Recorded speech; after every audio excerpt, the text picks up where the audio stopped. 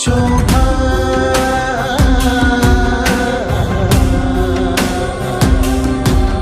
explores. I explore only the truth, the two for you all.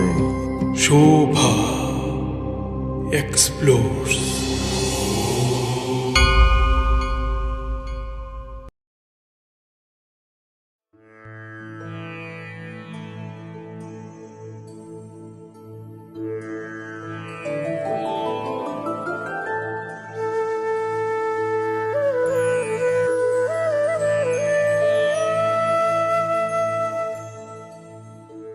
GR educational trust ద్వారా జ్ఞానబోధ చేస్తూ, GR integrated Vedic academy ద్వారా వేద పరిరక్షణ చేస్తూ,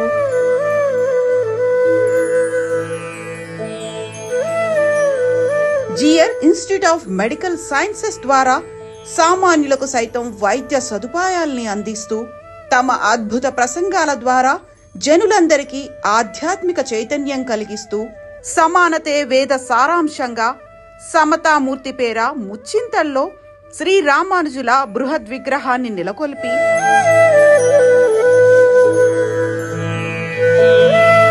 అసహాయులకెంతో ఉపయోగకరమైన కార్యక్రమాలు చేపడుతున్న పూజ్యశ్రీ చినజీయర్ స్వామి వారిని, ప్రఖ్యాత వాగ్గేయకారిణి, గాయని, అన్నమయ్య పదకోకిల, పద్మశ్రీ అవార్డు గ్రహీత డాక్టర్ శోభారాజు గారు పలు ప్రశ్నలు అడిగి ఎన్నో అరుదైన విషయాలపైన స్వామివారిచ్చిన వివరాలను మనకందించారు. జై శ్రీమన్నారాయణ స్వామి. మీ పాద పద్మాలకు నమస్కారాలు తెలుపుకుంటూ, అనేక దాసోహాలు సమర్పించుకుంటూ ఈ కార్యక్రమాన్ని ప్రారంభిస్తాను స్వామి. జై శ్రీమన్నారాయణమ్మ. నేను ఇంతవరకు ఇటువంటి కార్యక్రమం ఎప్పుడూ చేయలేదు స్వామి. తొలిసారిగా ఇటువంటి కార్యక్రమం తలపెట్టాము. అయితే ఇది ఒక మీ పరిచయంతో, మీ ఇంటర్వ్యూతో ప్రారంభం కావాలని సంకల్పం చేసుకొని 13వ తారీఖున మిమ్మల్ని అభ్యర్థించడం, మీరు దయతో అంగీకరించడం జరిగింది. ఇది మహదాశీర్వాదంగా భావించి ప్రారంభిస్తాను స్వామి. తప్పులుంటే క్షమించమని చెప్పి కూడా కోరుతున్నాను స్వామి. అది 78, 79 అనుకుంటాను స్వామి. తొలిసారిగా విజయవాడ సత్యనారాయణ స్వామి టెంపుల్లో అన్నమాచార్య కీర్తనలు పాడడానికి వచ్చాను. సత్యనారాయణపురం శివ విష్ణు టెంపుల్ 80 బాగా గుర్తుంది స్వామి. 1980 అంటే మీ ఆశ్రమం తీసుకుంది 80లో. అక్కడ మీరు త్రిదండం పట్టుకుని ఊర్ధ్వ పుండ్రాలతో, సుందర దరహాసంతో ఒక యోగిరాజు కూర్చున్నారు వేదిక మీద అని, దివ్యమైన ప్రకాశం వెదజిల్లుతూ కూర్చున్నారు. ఈ మహాపురుషుడి ఆశీర్వాదం తీసుకోవాలి అన్న ఆలోచన నాకు కలిగింది. వయస్సులో సరిసమానమైన స్వామి, మీ పట్ల నాకు ఒక పితృభావన, గురుభావన ఉన్నాయి స్వామి. అలా అనిపించింది నాకు ఆ రోజు చూసినప్పుడు. మీ వయసు చూస్తే 20, 21 ఆ ప్రాంతంలోనే ఉంది. మరి ఆ వయస్సు యువకుల్ని గమనిస్తే వాళ్లను ఈ హార్మోన్స్ ఎంతో కలవరపెడుతూ ఉంటాయి. ఆ వయసులో చాలా ఇబ్బంది పడుతూ ఉంటారు. మీరు ఆ మార్గం వైపు ఎలా ప్రయాణించగలిగారు? రెండోది, సన్యాసం ఎలా స్వీకరించగలిగారు ఆ వయసుకే అని నా తొలి ప్రశ్న స్వామి. అయితే మీరు దయతో చెప్పబోయే సమాధానం యువతకు ఎంతో ఉపయోగపడుతుందని నేను భావిస్తున్నాను స్వామి. 1975వ సంవత్సరం దాకా మేము చదువుకునేటువంటి రోజుల్లో ఏవో అక్కడక్కడ చిన్న చిన్న కార్యక్రమాలు చేస్తూ, ఉద్యోగం లాంటివి చేస్తూ, ఒక రకమైనటువంటి రేషనల్ ఆలోచన ధోరణితోటి మేము ఉండేవాళ్ళం. అంటే చుట్టూ ఉండేటువంటి మిత్ర వర్గం కూడా అదే రకమైనటువంటి ఆలోచన ధోరణి కలిగినది కావడం చేత మాకు కూడా అనేక విషయాల్లో రకరకాల సందేహాలు, సాధారణంగా యువతకి ఉండేటటువంటి ప్రవృత్తి మాలో కూడా అలానే ఉండేది. దేని గురించైనా ఒక రీజనింగ్ కావాలి, ఆ రీజనింగ్ ఉంటేనే దాన్ని మనం అంగీకరించాలి, లేకపోతే అంగీకరించకూడదు అనేటటువంటి ఒక భావన ధోరణి ఉంటూ ఉండేది. 1975వ సంవత్సరంలో కొన్ని కారణాల చేత మేము మా పెద్దజీయర్ స్వామి వారి యొక్క కార్యక్రమానికి వెళ్ళవలసి వచ్చింది. వారు ఇప్పుడు కాకినాడ నగరంలో ఉన్నారు, యజ్ఞ కార్యక్రమాలు చేస్తున్నారు. వారికి ఏదో కొన్ని వస్తువులు అవసరమైతే మమ్మల్ని అక్కడికి పంపించారు, ఎవరు లేకపోవడం చేత. మాకు నిజానికి అట్లాంటి వాటిల్లో పెద్దగా ప్రవేశం ఉండేది కాదు. అలాంటి వాటి వైపు కూడా మేము ఎప్పుడు వెళ్ళేవాళ్ళం కాము. కానీ అప్పుడు అవసరాన్ని బట్టి మమ్మల్ని పంపించడం చేత మేము వాటి పక్కకి వెళ్ళవలసి వచ్చింది. పెద్దస్వామి వారి యొక్క దృష్టి మా మీద 75వ సంవత్సరపు భోగినాడు తెల్లవారుజామున 4:30-5 గంటల మధ్య వారి యొక్క చూపు మా మీద పడింది. అది సాత్విక సమయం అంటారు దాన్ని. దినం మంచి దినం, సమయం చాలా సాత్వికమైనటువంటి సమయం. మహానుభావులైనటువంటి ఆచార్యుల యొక్క చూపు మా మీద పడ్డ వేళ విశేషం అయి ఉంటుంది. ఆ మర్నాడు వారు రాజమహేంద్రికి రావడం జరిగింది. రాజమండ్రిలో వారు ఉదయపు తీర్థగోష్ఠి జరిగే సందర్భంలో మాకు ఒక స్టెనోగ్రాఫర్ కావాలి అని అడిగారు. మేము అప్పటికి దాన్ని నేర్చుకుని ఉన్నాం, షార్ట్ హ్యాండ్ టైపు రెండు నేర్చుకుని ఉన్నాం అన్నమాట. సరే, వారికి పెద్ద బస్సు ఉంది, బస్సులో వాడు యాత్రలు చేస్తుంటారు. మాకు తిరగడం అంటే చిన్నప్పటి నుంచి సరదా. మాకు దేవుడు, పూజలు, ఆరాధనలు ఇలాంటి వాటితోటి మాకేమీ పెద్ద పరిచయం లేకపోయినా సరే, పెద్ద బస్సు ఉంది, తిరుగుతుంటారు ఎప్పుడూను. కనుక మనకి వీరితో పాటు ఉన్నట్టయితే మనం కూడా హాయిగా అన్నీ తిరగచ్చు, చూడొచ్చు అనే కోరికతోటి వారు అడిగినటువంటి ఆ స్టెనోగ్రఫీ మాకు వచ్చును, మీరు కావాలంటే నేను ఆ బాధ్యతను తీసుకుంటాను అని వారిని అడగడం జరిగింది. ఆ సందర్భంలో వారు కొంచెం ఆలోచించి, అయితే మీ అమ్మగారి పర్మిషన్ తీసుకుని రావాలి అని చెప్పారు. అమ్మగారిని అడిగాం మేము. కాసేపు ఆవిడ కూడా ఆలోచించి, సరే మంచిదే వెడితే, ఎందుకంటే మా ఆలోచన ధోరణి ఆవిడ కూడా తెలుసును కనుక కాస్త ఇలాంటి వారితో వెనకాతలు ఉంటే కాస్త బాగుపడతాడు అని అనిపించి ఉంటుంది వారికి. సో మమ్మల్ని వెళ్ళడానికి వారు అంగీకరించారు. 75 సంక్రాంతి నాడు స్వామివారితో కలిసి మేము బయలుదేరాం.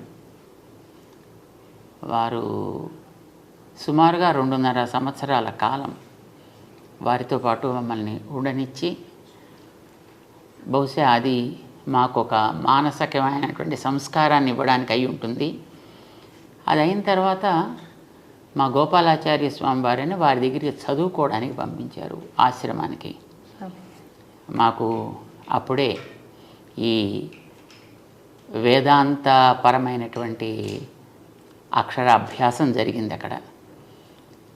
ఆ తర్వాత 1980 ఫిబ్రవరిలో తిరుమల కొండ మీద వారు ఒక 1000 కుండాలతో ఒక యాగం జరపాలి అని సంకల్పం చేశారు. పూర్వపు రంగం అంతా దానికి సిద్ధపరిచారు. మన పివిఆర్కే గారు అప్పుడు అక్కడ ఎగ్జిక్యూటివ్ ఆఫీసర్గా ఉంటుండేవారు. 79 డిసెంబర్ 31వ తారీఖు నాడు పెద్దస్వామి వారు ఆరోగ్య కారణాల చేత వారు సిద్ధి పొందారు. అయితే అప్పటికే వారు మమ్మల్ని గోపాలాచార్య స్వామి దగ్గరికి పంపించి కొంత మాకు ఈ పరమైనటువంటి చదువు అది చెప్పి ఉండడం చేత వారి యొక్క అనుగ్రహ విశేషం చేత ఆచార్యుల యొక్క దయ అనేది ఎందుకు పనికిరానటువంటి ఒక ఇనప మొక్కని కూడా విలువైనటువంటి వస్తువుగా మార్చగలుగుతుంది అనడానికి మేమే మొదటి ఉదాహరణ అన్నమాట. వారి చూపు వల్ల మాలో మార్పు కలిగింది, కొంత సంస్కారం కూడా అబ్బింది. గోపాలాచార్య స్వామి వారు మాకు కావలసినటువంటి పూర్వరంగపు చదువుని అప్పటికే ఆరంభం చేసి చాలా వరకు చెప్పారు. యజ్ఞం జరపడానికి ఎవరో ఒకళ్ళు అక్కడ ఒక వ్యక్తి అక్కడ అవసరం. ఆ సమయంలో స్వామివారు ఇతను అలాంటి దానికి ఉపయోగపడతాడు అని వారు అంతకుముందే ఎక్కడో రాసి పెట్టారు. సో దాన్ని దృష్టిలో పెట్టుకుని అప్పుడు తిరుమల కొండ మీద ఉండేటటువంటి చిన్నజీయంగారుగా ఉండేవారు గోవిందరామానుజీయర్ స్వామి వారిని, మంచి వ్యక్తి చాలా. సో వారు నరిగేటిపాలెం మన పెద్ద స్వామివారి యొక్క బృందావనం ఏర్పాటు చేసిన స్థానం, అక్కడికి వచ్చినప్పుడు ఇతను దానికి ఉపయోగపడతాడు అని వారు అక్కడ నిర్ణయం చేశారు. దాని తర్వాత యథాక్రమం సన్యాసాశ్రమాన్ని ఇవ్వడం అనేది జరిగిందనమాట. సో ఏ రకమైనటువంటి దైవ సంబంధము లేని, ఒక ఆధ్యాత్మిక సంస్కారము లేనటువంటి, ఎక్కడో లౌకికంగా తిరుగుతూ ఉండేటువంటి ఒక వ్యక్తిని గురు కృప అనేటటువంటిది ఒక యోగ్యత కలిగిన వస్తువుగా తీర్చిదిద్ది వారు ఎంతవరకు కార్యక్రమాన్ని నడిపిస్తూ వస్తున్నారో దాన్ని ముందుకు సాగించి ఆ బాధ్యతని తీసుకోవలసినటువంటి ఒక యోగ్యమైన వస్తువుగా తయారు చేసుకున్నారు. ఇందులో మా ప్రమేయం కానీ, లేకపోతే మాకుండేటటువంటి కమిట్మెంట్, మాకుండేటటువంటి శ్రద్ధ, మాకుండేటువంటి భక్తి, ఇవేవి దాంట్లో ఉండే అవకాశం అయితే ఏం లేవు. ఎందుకంటే మాకు అలాంటివి ఏం లేవు కనుక అప్పటికి వారి అనుగ్రహమే ఇలా తయారు చేసింది అనేది మేము పరిపూర్ణంగా విశ్వసిస్తాం. మా పైన మీరు కూడా అటువంటి దయ ప్రసరించండి స్వామి. మీరే మీ గురించి అర్హత లేదు అని చెప్పుకుంటుంటే మా బోటి వాళ్ళు ఎలా భావించాలో అర్థం కావట్లేదు స్వామి.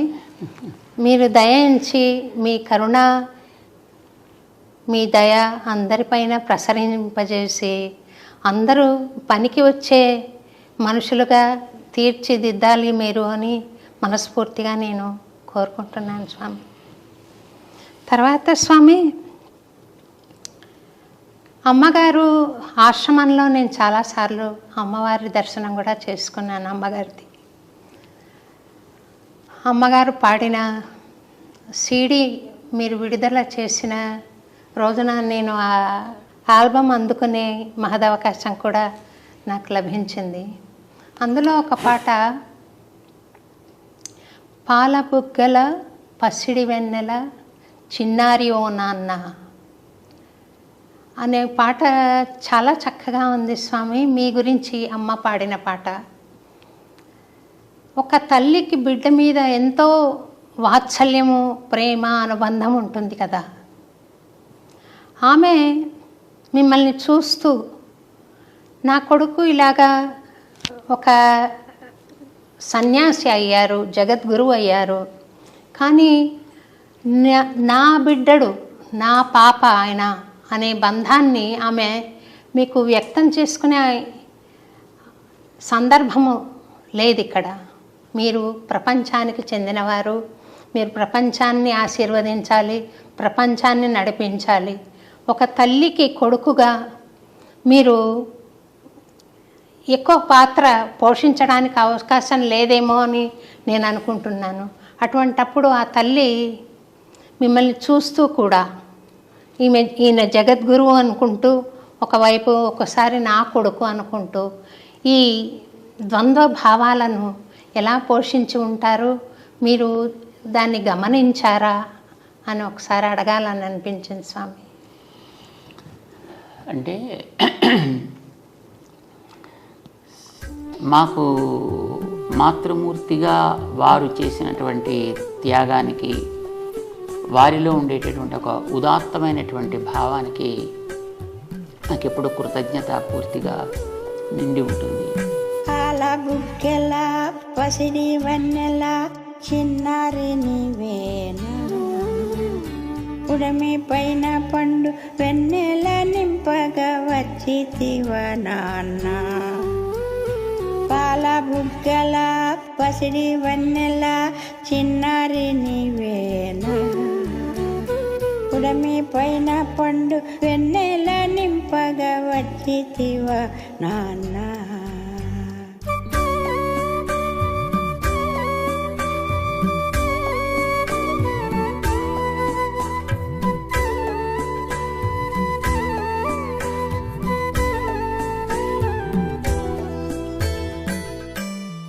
ఒకటి, వారు ఆశ్రమాన్ని స్వీకరించడానికి అంగీకరించగలగడం.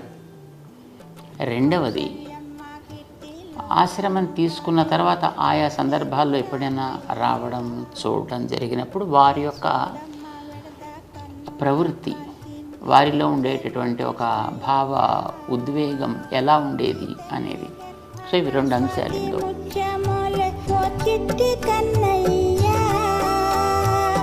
తల్లి గర్భాన స్వాతి ముచ్చమోలే ఓ చిట్టి కన్నయ్యా, ముక్తి మార్గము చూప అవతరించితివయ్యా, జన్మ ధన్యమయ్యా, నా జన్మ ధన్యమయ్యా. పాల బుగ్గల పసిడి వన్నెల చిన్నారి నీవేనా, ఉడమి పైన పండు వెన్నెల నింపగా వచ్చితివ నాన్న.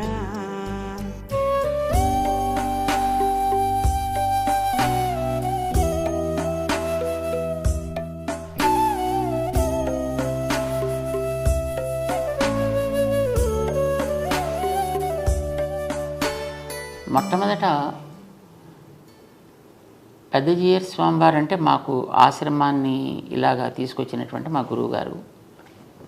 వారే మా అమాతృమూర్తికి కూడా ఆచార్యులు. వారే పంచ సంస్కారాలు చేసి మంత్రార్థాలని ఉపదేశం చేసిన వారు. ఒకసారి 1976-77 సమయంలో అన్నమాట, మేము ఇక్కడ సికింద్రాబాద్లో లక్ష్మీనారాయణ స్వామి సన్నిధిలో పెద్ద స్వామివారు వేయించేసి ఉండే సందర్భంలో వారు అమ్మగారు అక్కడ ఉండేటప్పుడు వారిని అడిగారు, మేము ఇతన్ని ఈ మార్గంలోకి తీసుకోవడానికి మీకేమైనా అభ్యంతరమా అని అడిగారు. సర్వము నిండిన వాసుదేవుని తలచు శ్రీసుకుని ఓయేమో, రామనామము వినగా రోమాలు పులకించు హనుమయ్య ఓయేమో, కలిబలము నడతగా చైత్రయాత్రలు చేయు రామానుజునివేమో, కలిబలము నడతగా చైత్రయాత్రలు చేయు రామానుజునివేమో. ఎవరైనా కానిమ్ము నా సంపత్పుత్రుడ చల్లంగా వర్ధిల్లు, నీవెవరైనా కానిమ్ము నా సంపత్పుత్రుడ చల్లంగా వర్ధిల్లు. అయితే వారు ఆచార్యులుగా ఈ రకమైనటువంటి పరిస్థితిని వేసినప్పుడు ఆవిడ నాకైతే మీరేది మంచిది అని అనుకుంటే ఆ మార్గంలో మీరు నడిపించడానికి మీకు అన్ని అధికారాలు ఉన్నాయి కనుక మీ ఆజ్ఞ మాకు శిరోధార్యము అని ఆవిడ అంగీకారాన్ని తెలియజేశారు. ఇది మొదట. రెండవది, చదువుకోవడానికి లౌకికమైనటువంటి చదువులతో అంతకుముందు ఉండేటటువంటి ఏదో చిన్న చితుకు ఉద్యోగాలు చేస్తుండేటువంటి ఒక వ్యక్తి అది కూడా వదిలిపెట్టేసి ఇలాగ వెంట వెళ్ళాలి అని అడిగినప్పుడు ఆవిడకి అనిపించి ఉంటుంది, బహుశా ఇలా వెడితేనన్నా ఈ పిల్లాడు బాగుపడతాడు అని అనిపించి ఉంటుంది ఆవిడకి. అందుకోసం వెళ్ళమన్నారు. అలా వెళ్ళమని అనగలగడం అనేది ఒక మహోపకారంగా మేము భావిస్తాం. ఇక మూడవది, వారు పెద్ద స్వామివారు సిద్ధి పొందిన తర్వాత ఈ ఆశ్రమాల్లోకి ఇంకా నిజంగా ప్రవేశించాలి అని అనుకున్నప్పుడు ఆవిడ మనస్ఫూర్తిగా ఆశీర్వదించి ఆచార్యుల యొక్క సంకల్పాన్ని చక్కగా నెరవేర్చాలి, దిగంతాలకి వ్యాపింప చేయాలి. ఇదే ఆశీర్వచనం చేశారు ఆవిడ. పసిడి వన్నెల చిన్నారి నీవేనా, పుడమి పైన పండు వెన్నెల నింపగా వచ్చితివా నాన్న.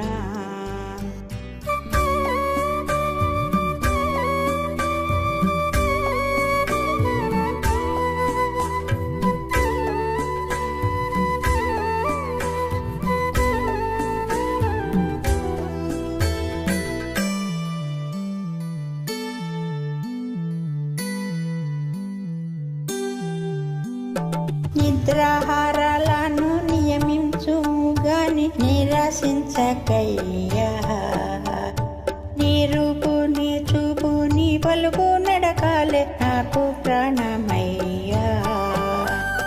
దాసురాలను కాదే అది వారిలో ఉండేటువంటి ఔదార్యం. సాధారణంగా ఇలా ఎవరైనా పిల్లవాడు ఇలాంటి కార్యక్రమాలకు పెడతానంటే తల్లి ఆశీర్వదించడం అది ఉంటుంది. తర్వాత ఎప్పుడైనా మా దగ్గరికి ఎక్కడైనా కార్యక్రమాలు జరిగేటప్పుడు కానీ లేదా ఆశ్రమంలో ఏదైనా ప్రవచనాలు అవి జరుగుతుండేటప్పుడు కానీ వారు కూడా అవకాశం ఉంటే వచ్చి అక్కడ కొన్ని రోజులు ఉండడం జరుగుతుండేది. కానీ అలా ఎప్పుడైనా వచ్చినప్పుడు ఇక్కడి నుంచి ఏదో ఆశించేటువంటి ప్రవృత్తి ఎప్పుడు కూడా వారిలో లేదు. వారు ఎప్పుడు వచ్చినా అక్కడేదో కొంత సమర్పణ చేసి ఆ కార్యక్రమానికి వారు ఉండడానికి అయితే జరిగే కార్యక్రమం కోసమను, ఆ తర్వాత వారు ఉన్నంత వరకు అక్కడ ఉండి ఈవెన్ అలాంటి సమయంలో కూడా వారు ఇంకా బాగా చేయాలి, ఇంకా బాగా చేయాలి, ఇంకా బాగా జరగాలి అని ఆశీర్వదించేవారు. ఎప్పుడైనా అప్పుడప్పుడు ఈ దీపావళి పండుగ అలాంటివి ఏమైనా వచ్చినప్పుడు ఉత్తరం రాస్తూ ఉండేవారు. ఒకవేళ మన దగ్గర లేని సందర్భం ఎప్పుడైనా ఏర్పడితే అలా రాసినప్పుడు కూడా ఉత్తరంలో మొదటి చివరి దాకా ఆచార్యుల యొక్క గొప్పతనం, ఆ ఆచార్యుల యొక్క మార్గాన్ని నడిపించే బాధ్యత తీసుకున్న వ్యక్తిగా నీ బాధ్యత ఏమిటి, ఎలా ఉండాలి, ఇంకా బాగా చేయాలి, ఇంకా బాగా అందరికీ చెప్పాలి, ఇంకా ఈ మార్గాన్ని మనం విస్తరింప చేయాలి. ఇదే వారిప్పుడు కూడా మాట్లాడుతూ ఉండేవారు తప్ప ఇతరమైన లౌకికమైనటువంటి విషయాల గురించి కానీ కుటుంబపరమైనటువంటి విషయాల గురించి కానీ ఎప్పుడూ ప్రస్తావన వారు చేసేవారు కారు. ఇక మేము ఉండే స్థానాల్లో ఎప్పుడైనా వారు ఉంటే రోజు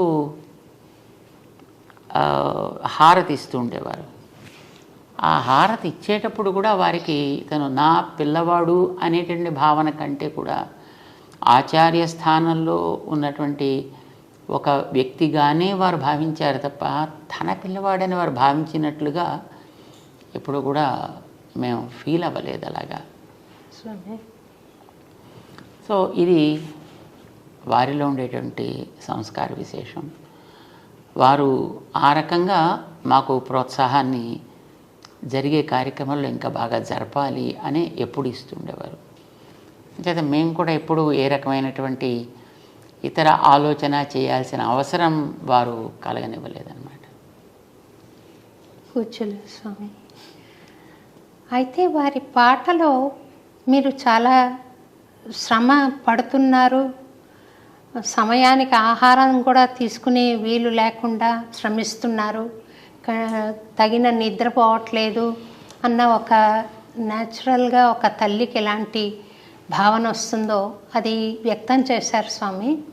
మేమందరం కూడా ఆ భావనను ఫీల్ చేస్తుంటాం. స్వామి ఇంతగా తిరుగుతుంటారు, ఇంతగా బోధన చేస్తూ ఉంటారు, ప్రవచనాలు చెప్తుంటారు, కార్యక్రమాల్లో నిమగ్నమై ఉంటారు.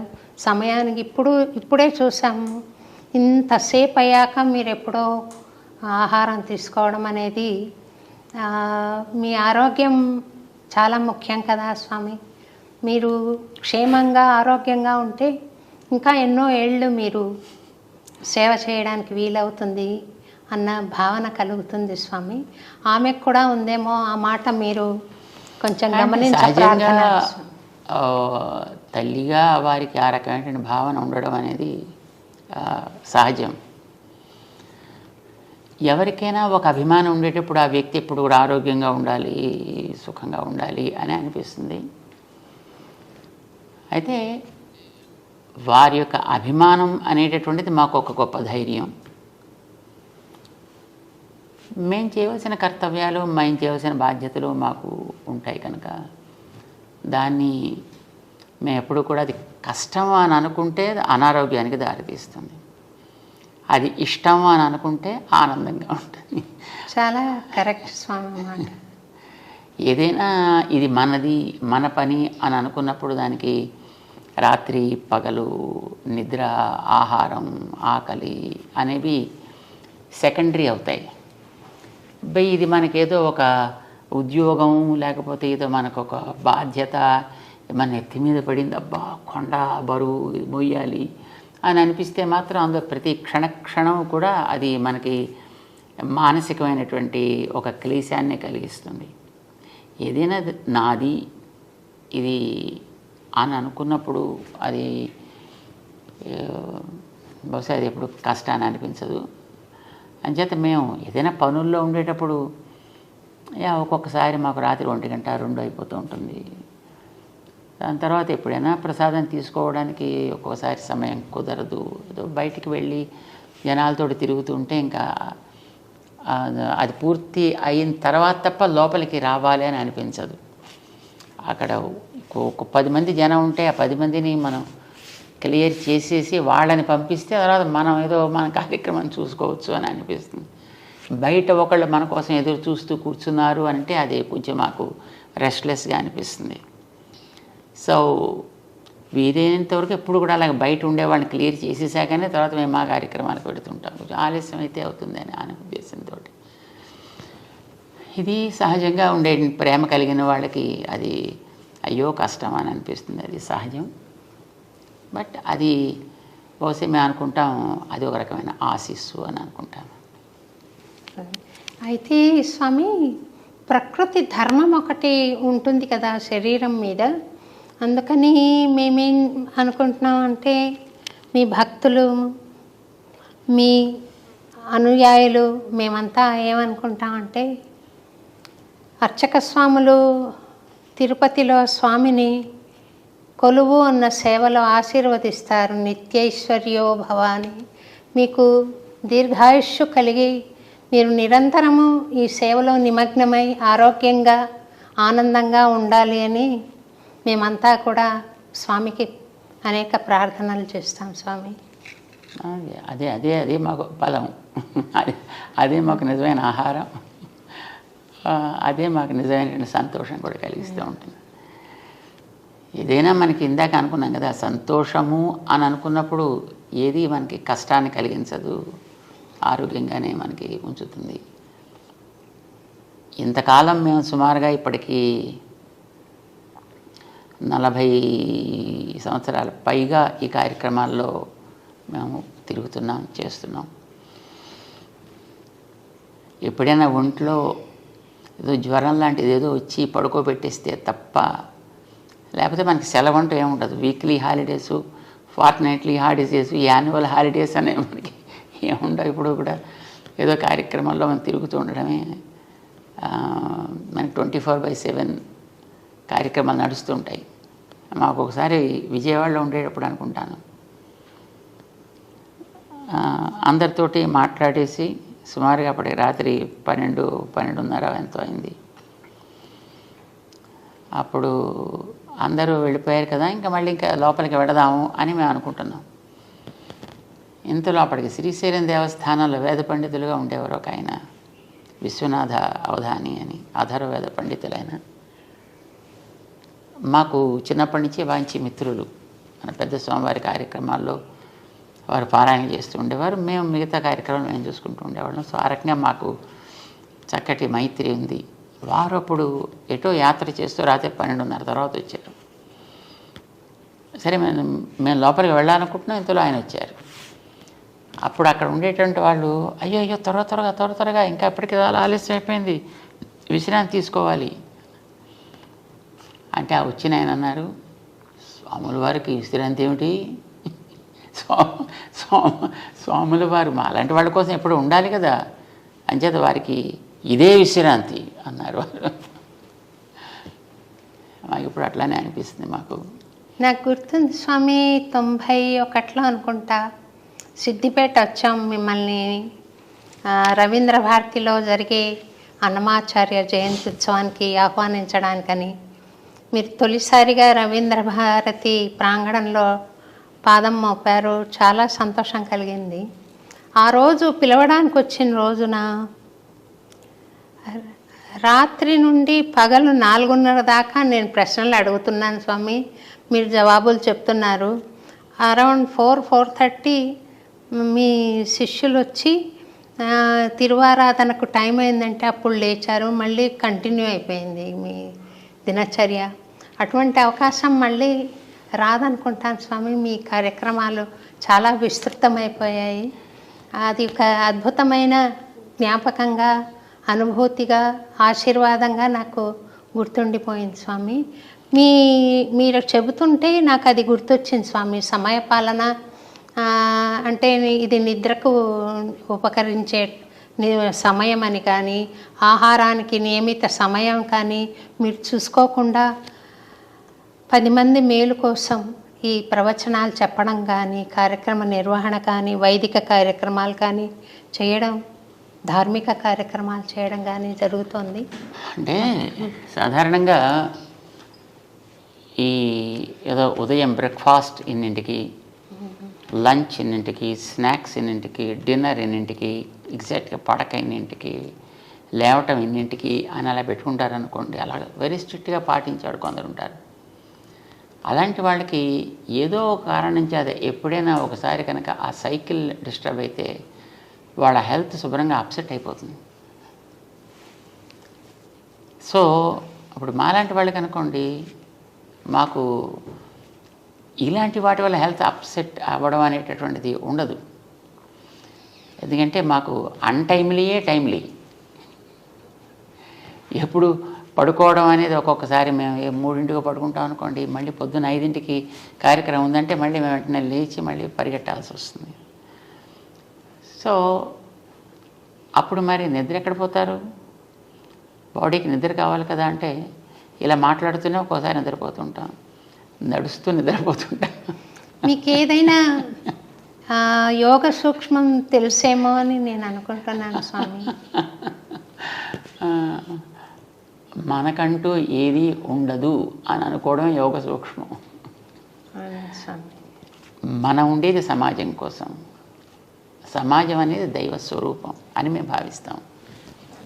భగవంతుడి యొక్క దివ్యమంగళ విగ్రహమే ఈ సమాజం అంతా, ఈ ప్రపంచం అంతా.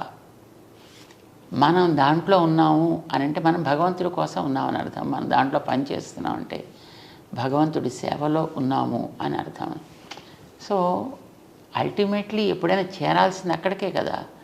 అది మనం ఇక్కడ ఉండగా చేయగలుగుతున్నాము అనే భావన మనకు కలిగితే I think that becomes a very very tremendous yoga.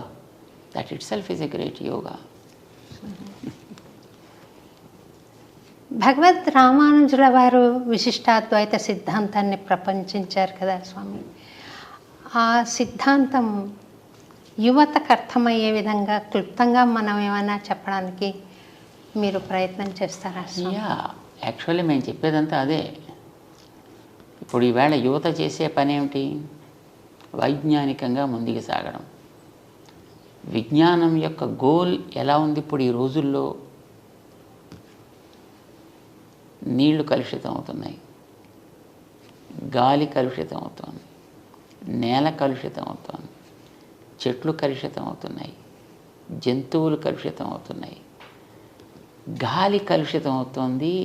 ఇవన్నిటినీ మళ్ళీ మనమే వెనక్కి తీసుకుంటూ మనం కూడా కలుషితం అయిపోతున్నాం. సో భావితరానికి శక్తివంతంగా అందాల్సినటువంటి యువత ఈ రకమైనటువంటి వాతావరణంతో నిజానికి నిర్వీర్యం అవుతోంది. అలా కాకూడదు. శక్తివంతంగా ముందుకు సాగాలి. ముందుకు సాగాలంటే నీళ్ళని కలుషితం కాకుండా చూసుకోవాలి. నేలని కెమికల్స్ తోటి పాడవకుండా చూసుకోగలగాలి. చెట్లు చేమలు లాంటి వాటిని వాటి యొక్క సహజతని కోల్పోయి అవి ఎందుకు పనికిరానివి అవ్వకుండా ఉండేట్టుగా చూసుకోవాలి. ప్రతి ప్రాణిని ఇప్పుడు ఈవేళ మనం ఏదైతే ఈకో ఫ్రెండ్లీ అని అంటున్నాం మనం, లేదా న్యాచురల్ వే అని అంటున్నాం. ప్రకృతి ఏదో సహజమైనటువంటి వ్యవసాయాలు అని అంటున్నారు. ఇవన్నీ వ్యక్తికి ఆరోగ్యాన్ని బలాన్ని ఇచ్చేవి అని అంటున్నారు కదా. ఇది ఈవేళ పాడు చేశాం కనుక దాన్ని మళ్ళీ బాగు చేసుకోవడం కోసం ఆరంభించిన స్లోగన కాదు. మనకి వీటన్నిటిని కూడా మనం పాడు చేసుకోకుండా జాగ్రత్తగా ఉంచుకోవాలి. తద్వారా మనని కూడా మనం సమర్థులుగా తయారు చేసుకోగలగాలి అనేది విశిష్టాద్వైతానికి మాత్రమే తగుతుంది. ఎందుకనంటే మనం విశిష్టాద్వైత సిద్ధాంతము అని ఏదైతే చెప్తున్నామో రామానుజుల వారు లోకానికి చూపించినటువంటిది, దాంట్లో ఈ కనిపించేదంతా కూడా ఈ ప్రపంచం అంతా అది తిరిగే ప్రాణులు, తిరగని వస్తువులు, ఈ జంతువులు, ఆ జీవులు అనే ప్రశ్న లేదు. ఇవన్నీ కూడా ఆయన యొక్క శరీరము. వాటి అన్నిటిని కూడా ఒకనాడు ఆయన చిన్నగా తనలో పెట్టుకున్నాడు. ఈవేళ వాటన్నిటిని పెద్ద చేసి వాటిలో తానున్నాడు. ఇది విశిష్టాద్వైతం అంటే ఇన్ బ్రీఫ్. ఎగ్జాంపుల్ ఏంటంటే ఒక గింజని మన నేలలో వేసినప్పుడు దాంట్లోంచి పెద్ద చెట్టు వస్తుంది. చెట్టులో ఆకులు, కొమ్మలు, రకరకాల రంగులు, వాసనలు, పువ్వులు, పండ్లు, రుచులు ఇవన్నీ మన దాంట్లో చూస్తాం. కానీ ఇవన్నీ గింజలో ఉన్నాయి. ఇవన్నీ గింజలో ఉండేటప్పుడు గింజ తనలో పెట్టుకుని ఉంది.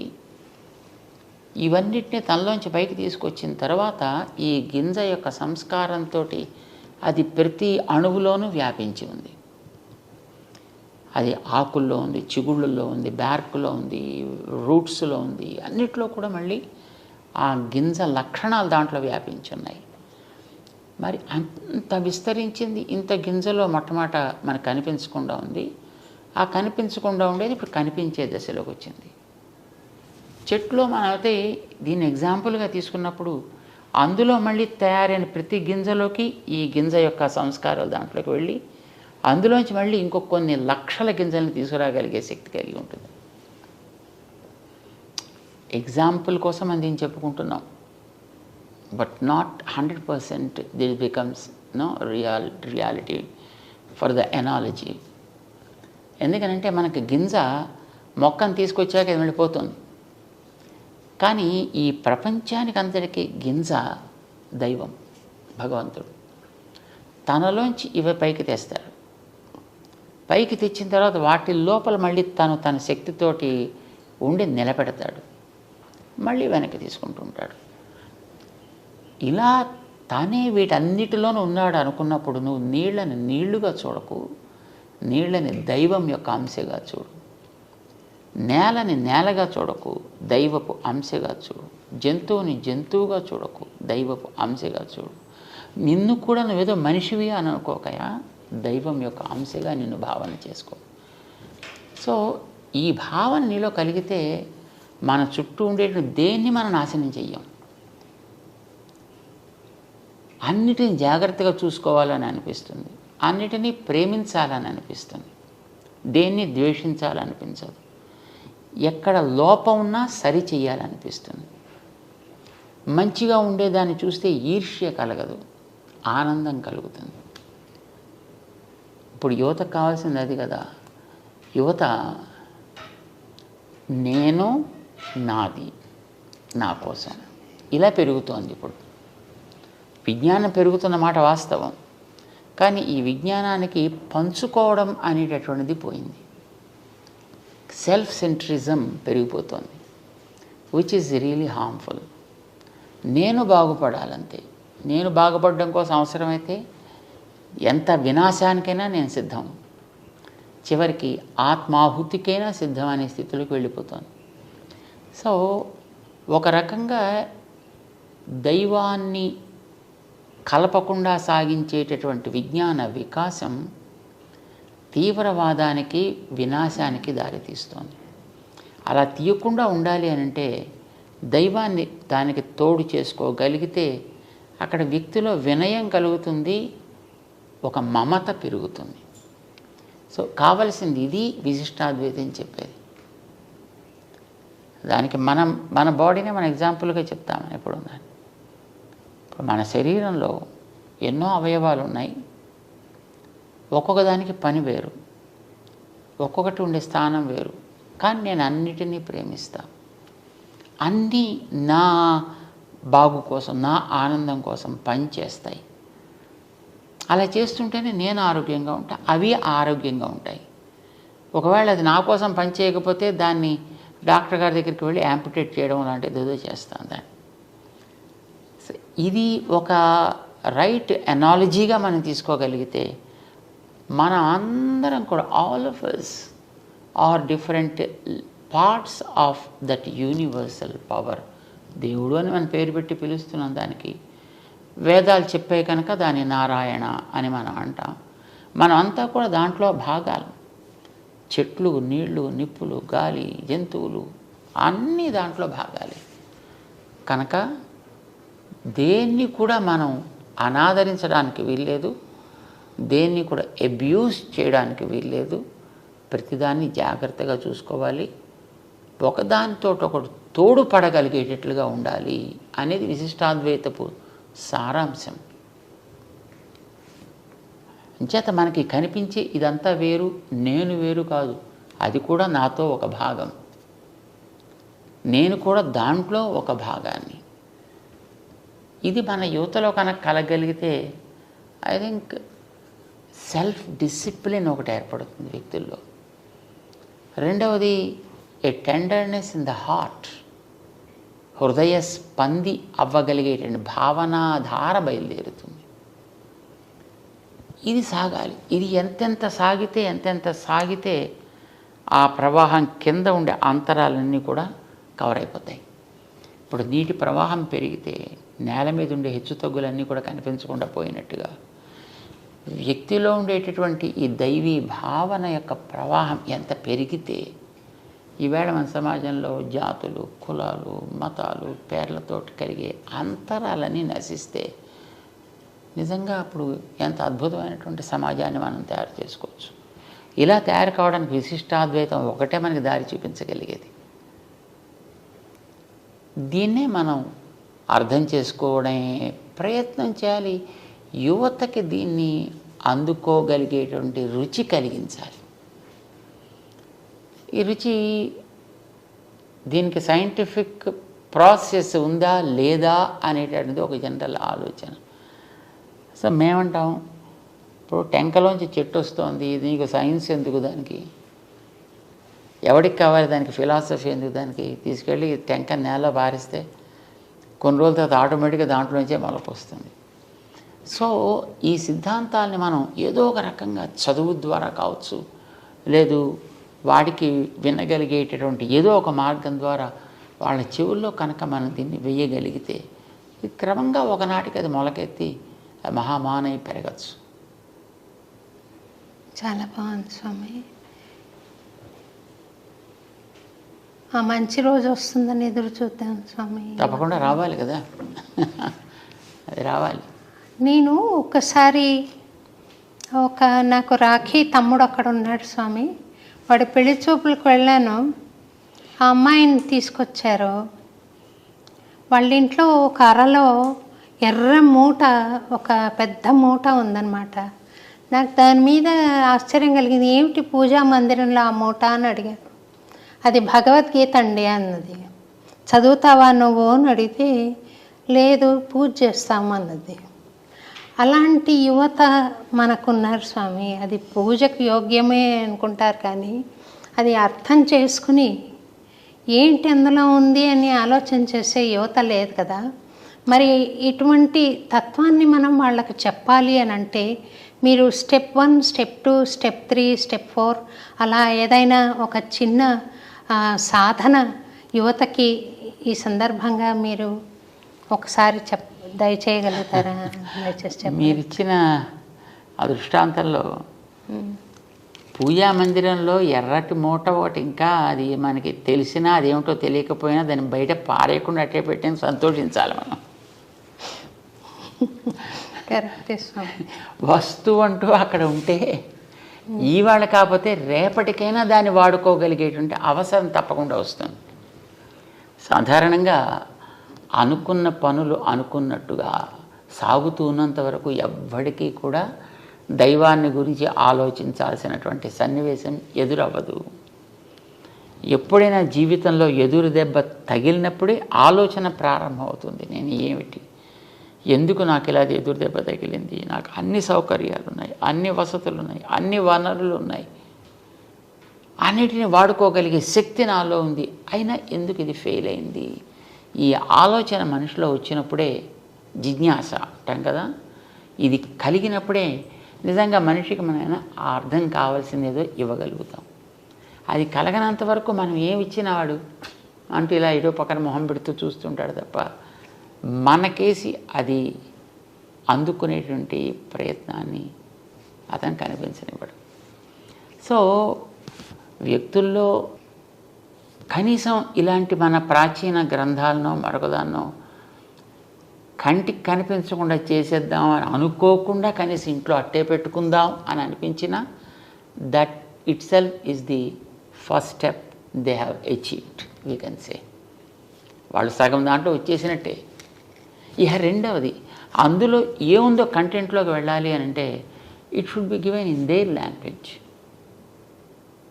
మీరు సాధారణంగా ఈ రోజుల్లో ఉండే పిల్లలందరినీ చూస్తే అంతా ఇంగ్లీష్ మీడియం, స్వామి అంత ఇంగ్లీష్ మీడియం. తెలుగులో అసలు మన గవర్నమెంట్లే అంగీకరించట్లేదు చదువుని. ఇంగ్లీష్ భాష వాడికి రావాలని తల్లిదండ్రులకు ఉంటుంది, నేను ఇంగ్లీష్లో మాట్లాడాలని వాడికి అనిపిస్తుంది. నోరు విప్పితే అన్ని అబద్ధాలే కావచ్చు, కానీ వాడు ఆ అబద్ధాలని ఇంగ్లీష్లో చెబుతుంటే అబ్బా అబ్బా అబ్బా అబ్బా అని చాలా వినబలుగా ఉంటాయన్నమాట.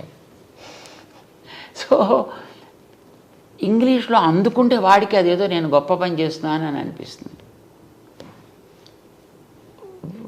ట్రెండ్ అదే క్రమంలో ఉండేటప్పుడు మనం అందించదలుచుకున్నటువంటి అంశాలను కూడా మనం ఆ భాషలో కొంతవరకు అందించే ప్రయత్నం చేస్తే ఓ పర్లేదు మన భాషే కదా, అంచేత బహుశా ఇందులో మనకు ఉపయోగించేది కూడా ఏదైనా ఉందేమో అనే ఆలోచన వాళ్ళలో రావడానికి మనం అవకాశం కల్పించిన వాళ్ళు అవుతాం. సరే, చదివిన తర్వాత వాడికి అది పూర్తిగా అర్థమవుతుందా, ఆచరించగలుగుతాడా అనేది that's all together a different thing. At least దాంట్లోకి వెళ్ళి దాన్ని చదవాలి అని అనిపించాలన్నా వాడికి అందుబాటులో అర్థమయ్యేటుండేటువంటి పాట కింద దాన్ని మలచాలి. ఇప్పుడు చూడండి, మనం ఉత్తరాదికి వెళితే తులసీదాస్ రామాయణాన్ని అందరూ చదువుతుంటారు, ఆల్మోస్ట్ అందరికీ వచ్చి ఉంటుంది. వాళ్ళ భాషలో ఉండడం చేత వాళ్ళకి త్వరగా నేర్చుకోవడానికి ఒక ఉత్సాహం వాళ్ళ కలిగిస్తుంది.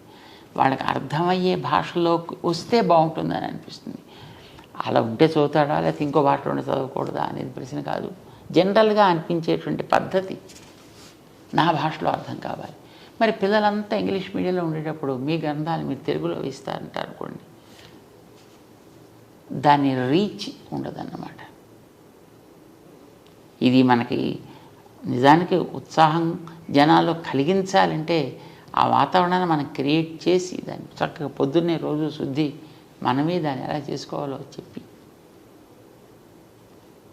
ఇది కనుక మనం చేయగలిగితే యువతలో అర్థం చేసుకోగలిగే అవకాశం ఏర్పడుతుంది. మీరు తెలుగులో ఉందనుకోండి, లేదా సంస్కృతంలో ఉందనుకోండి, లేదా తమిళంలో ఉందనుకోండి, లేదా ఇంకో భాషలో ఉందనుకోండి, దానివైపు వెళ్ళేటువంటి యువత, అర్థం చేసుకునేటువంటి యువత పర్సంటేజ్ ఉండొచ్చు, కానీ చాలా తగ్గిపోతుంది. ఏదైనా వాళ్ళ భాషలో మనం అందించగలగడం అనేటువంటి చాలా ప్రధానం. మన దేశంలో ఇప్పుడు అన్ని భాషల్లో ఉంటున్నాయి కనుక అన్నిటి లోపలికి డీటెయిల్స్లోకి వెళ్ళకపోయినా మీకు ఒక 5-6 లాంగ్వేజెస్ మీరు సెలెక్ట్ చేసుకోండి, అంతవరకు దాన్ని దాంట్లో ఇవ్వండి. వాడికి డౌట్ రాదు కదా. సో ఇది మనకు అర్థం, యువతకి ఇచ్చేటటువంటి విధానం ఎప్పుడు కూడా వాళ్ళ భాషలో ఇవ్వడం అనేది చాలా అవసరం. రెండవది, వాళ్ళలోంచి మనం ఒకళ్ళిద్దరిని పికప్ చేసుకుని వాళ్ళ ద్వారా వాళ్ళకి అందడం కూడా చాలా ఇంపార్టెంట్. అలా ఇవ్వగలిగితే కూడా వాళ్ళలో చాలా త్వరగా దాన్ని అర్థం చేసుకోగలిగే స్థితి ఏర్పడుతుంది. నవేడేస్ ఆల్సో యువతలో కూడా చాలా బుద్ధిమంతులైనటువంటి పిల్లలు ఉన్నారు, చక్కగా గౌరవించేటువంటి వాళ్ళు, మంచిగా దాన్ని పైకి తీసుకువెళ్ళాలి అనుకునేవాళ్ళు. లేకపోవడం అయితే లేదు, కానీ మీరు అన్నట్టుగా విజిబిలిటీ అది మనకి తగ్గుతున్నారు. అంటే జీవితంలో ఇంకొక డైమెన్షన్ ఉంది, పరమార్థం ఉంది అన్న ఆలోచన 99 మందికి లేదే అనుకుంటాను స్వామి. వాళ్ళకి, అటువంటి వాళ్ళకి మనం ABCD అని చాలా సింప్లిఫై చేసి మనం ఈ సాధనా క్రమాన్ని వాళ్ళకి అందించే ప్రయత్నం మీ బోటి వాళ్ళు చేస్తే చాలా బాగుంటుందేమో అని నేను అనుకుంటున్నాను. చేయాలంటే వాళ్ళకి మనం we have to conduct classes to those people.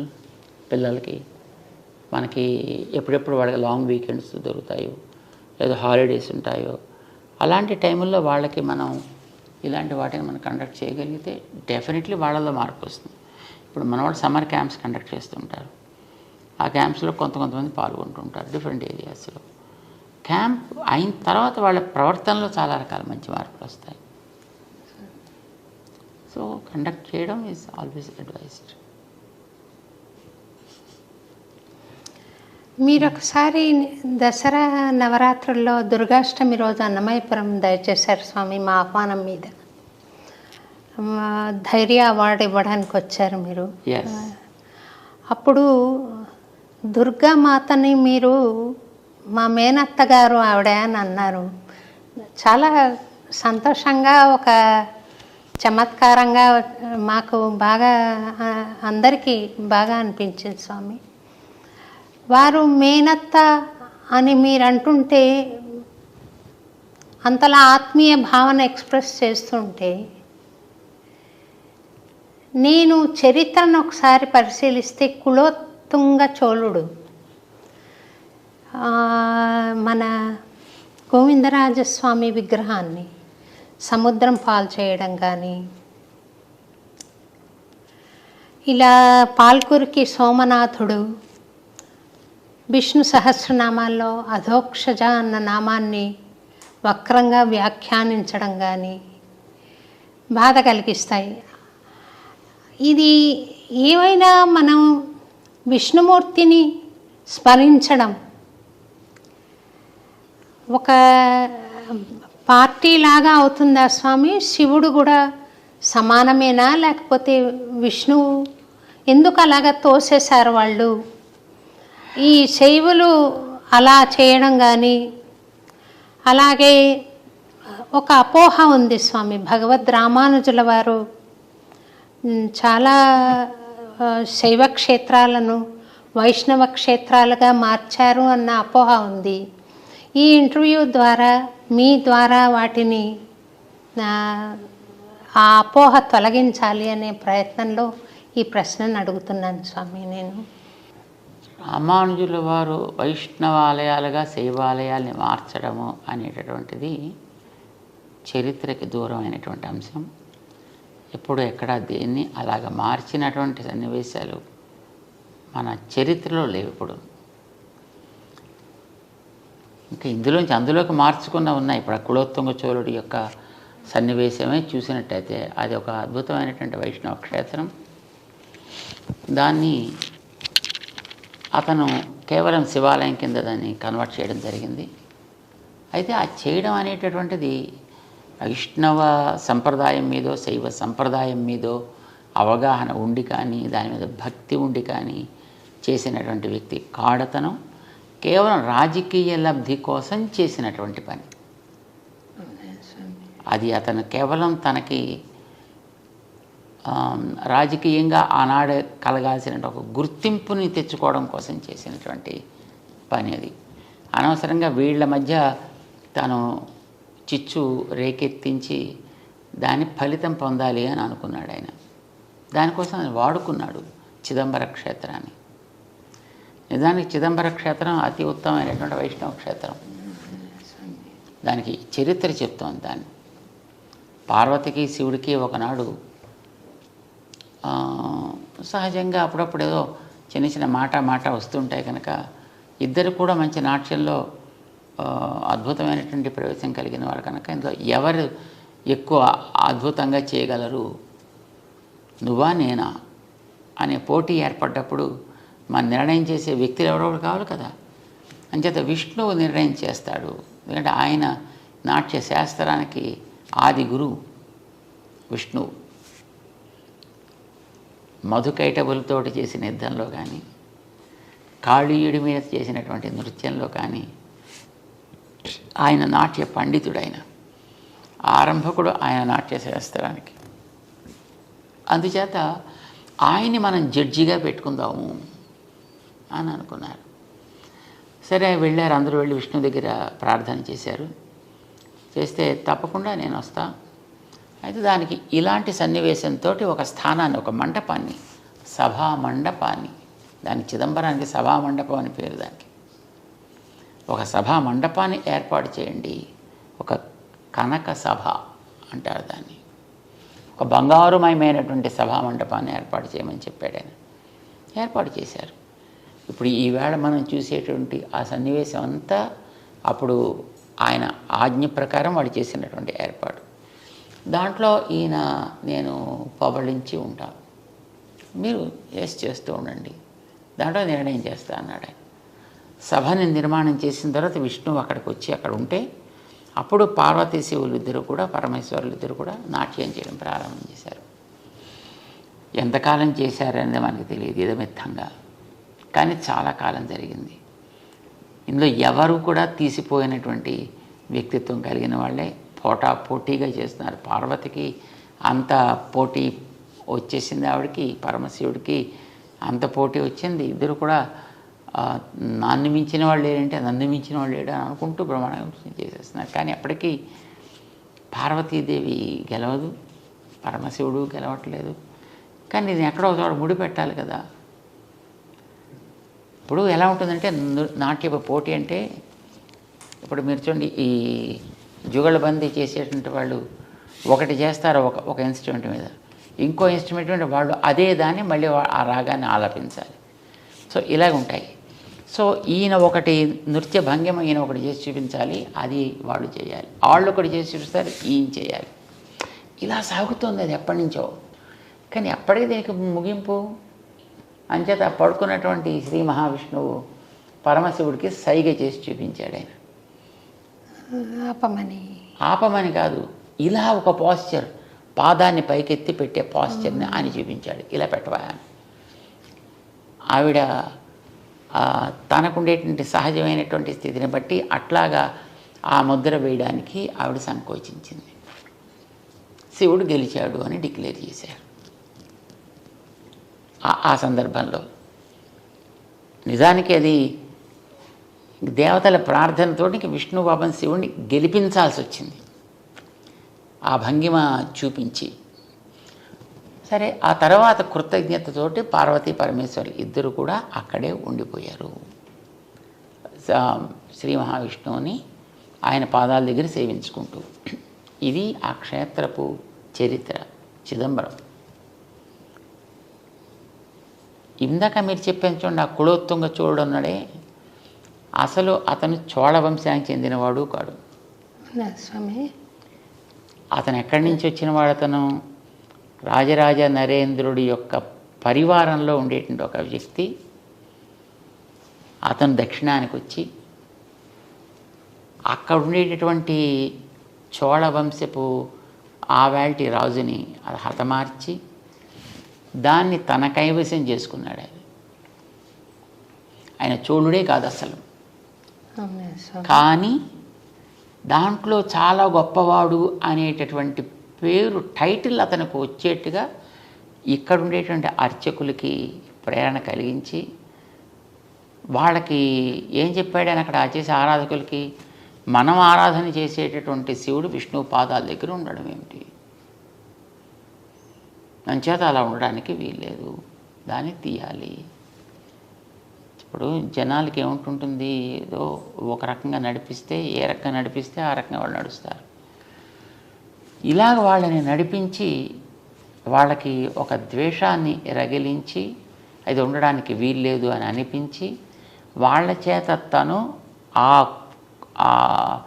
Chola వంశంలో ఉత్తముడిగా అక్కడ ఉండేటువంటి ఒక అమ్మాయిని తను వివాహం చేసుకుని తను చోళ వంశానికి చెందినవాడుగా, అందుకోసం అందులో మామూలు చోళుడు కాదు, కుల ఉత్తంగ చోళుడు ఈ టైటిల్ తీసుకున్నాడు అతను.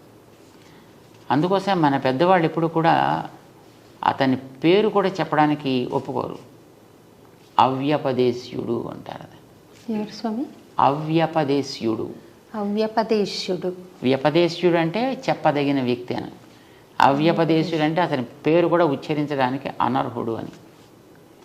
రెండవది అతను ఇంకో ఏం పేరు పెట్టారు, అతను రామానుజుల వారి మీద ఒక హత్యా ప్రయత్నం చేశాడు అతను. రామానుజుల వారిని అప్పట్లో వీరి యొక్క ప్రభావం చాలా ఎక్కువగా ఉంది అని, వీరిని తొలగించినట్టయితే మొత్తం సంప్రదాయం అంతా పోతుంది కనుక వీరిని ఏదో చేద్దామని ఉద్దేశంతో వీరిని తీసుకురమ్మని చెప్పాడు తన సభకి. అప్పుడు ఆయన దగ్గర ఉండేటటువంటి ఆయన గురువు గారు శిష్యుడు ఇద్దరూ కలిసి రామానుజుల వారిని కర్ణాటకకి పంపించి వీళ్ళిద్దరూ కూడా ఆ సభకి వెళ్ళి ఇద్దరు కళ్ళు పోగొట్టుకున్నారు. అంటే వాడు విని తత్వం తెలుసుకుందాం అనేటువంటి జిజ్ఞాస కాకుండా తన యొక్క తత్వాన్ని అందరి మీద ఆరోపించేనా వాళ్ళని కన్వర్ట్ చేయాలనుకునేటువంటి వ్యక్తిత్వం అతను. సో వీరికి చెప్పిన దాన్ని వాడు ఒప్పుకోక చివరికి వీరి కళ్ళు తీయడం జరిగింది. సుమారుగా 20 సంవత్సరాల కాలం రామానుజుల వారు కర్ణాటక రాజ్యంలో ఉండిపోయారు. మేల్కోట క్షేత్రం అప్పుడే ఆవిర్భవించింది అక్కడ. సో ఆ సందర్భంగా తర్వాత అతనికి క్యాన్సర్ వచ్చింది. ఎవరికి స్వామి? ఆ చోళరాజుకి. చోళరాజు కాదు వాడు, అవ్యపదేశ్యుడికి. ఆ క్యాన్సర్, థ్రోట్లో క్యాన్సర్ వచ్చే తర్వాత అతను చనిపోయాడు. అతను అంచేత అతనికి క్రిమికంఠుడు క్రిమికంఠుడు అని పేరు పెట్టారు తప్ప వాడి పేరుతో అతను ఎప్పుడు ఉచ్చరించారు. ఎందుకంటే అతను శివుడు అక్కడ విష్ణు భక్తుడిగా ఆయన పాదాల దగ్గర ఉంటే అక్కడి నుంచి ఉండే ఆ విష్ణువుని తీసి సముద్రంలో కలిపి దాన్ని శివాలయం కింద మార్చి ఇలా చాలా రకాలుగా తను శైవ ప్రచారకుడు అని అనుకుంటూనే శివుడికి అన్యాయం చేశాడు ఆయన. అంటే శివుడి యొక్క స్వభావానికి విరుద్ధంగా ప్రవర్తించాడు ఆయన. శివుడు పరమభక్త శిఖామణి. శివుణ్ణి పరమ భాగవతాన్ స్మరామి అంటారు మనకి భాగవతంలో. వైష్ణవానాం యథా శంభు అని శివుడు పరమ వైష్ణవుడని అందరూ ఆదరిస్తారు. విష్ణు పాదోద్భవి అయినటువంటి గంగని తన శిరస్సును ధరించి తను తరించాను అనుకున్న అతని పేరు అంతకుముందు రుద్రుడు. అతనికి ఈ గంగని తన శిరస్సును ధరించడం ద్వారా శివ సంజాత మంగళకరుడయ్యాడు ఆయన. అంటే విష్ణువు మీద ఆయనకు ఉండేటువంటి విశ్వాసం అంతటిది, గౌరవం అంతటిది. మీరు ఎక్కడైనా విష్ణు వైభవం ఎక్కడైనా చూడండి, పురాణాల్లో శివుడు చెప్పింది అంతా. శివుడు పార్వతికి చేసినటువంటి ఉపదేశమే మనకు కనిపిస్తుంది. ఆ రకంగా శివుడు ఎప్పుడు కూడా విష్ణు ద్వేషి కాదు, విష్ణువు శివద్వేషి అంతకంటే కాదు. వైష్ణవులు ఎప్పుడు కూడా శివుణ్ణి ద్వేషించరు. కానీ మరి వాళ్ళలో ఎందుకు ఆ రకమైనటువంటి భావం కలిగింది అనేటటువంటిది అది వాళ్ళకే తెలియాలి. ఇది తర్వాత వీళ్ళు ఇలా రేకెత్తించారు. ఇప్పుడు ఈ వెగేనిస్ట్గా మాట్లాడేటటువంటి వాళ్ళందరికీ కూడా వాళ్ళు ఆ మాటలతోటి వాళ్ళు మిగతా ద్వేషాన్ని వాళ్ళలో పెంచుతారు తప్ప నిజానికి వైష్ణవులకి ఎప్పుడు కూడా శివుడి మీద ద్వేషం ఉండదు. శివుణ్ణి పరం భాగవతుడిగా ఎప్పుడూ ఆదరిస్తారు. మన దక్షిణ దేశానికి వెళ్ళి చూస్తే ఎన్నో ఆలయాల్లో శివుడు క్షేత్రాధిపతిగా ఉంటాడు. అక్కడ మీరు దక్షిణ దేశంలో ఉండే పెద్ద పెద్ద వైష్ణవ క్షేత్రాలకు ఎక్కడికైనా మనం వెళ్ళి చూడొచ్చు. అక్కడ శివుడు క్షేత్రాధిపతి, స్థాన నిర్వాహకుడు అలా ఉంటాడనమాట అక్కడ. అండ్ చాలా చోట్ల ఉండేటటువంటి ఈ అమ్మవారి ఆలయాలు ఉంటాయి.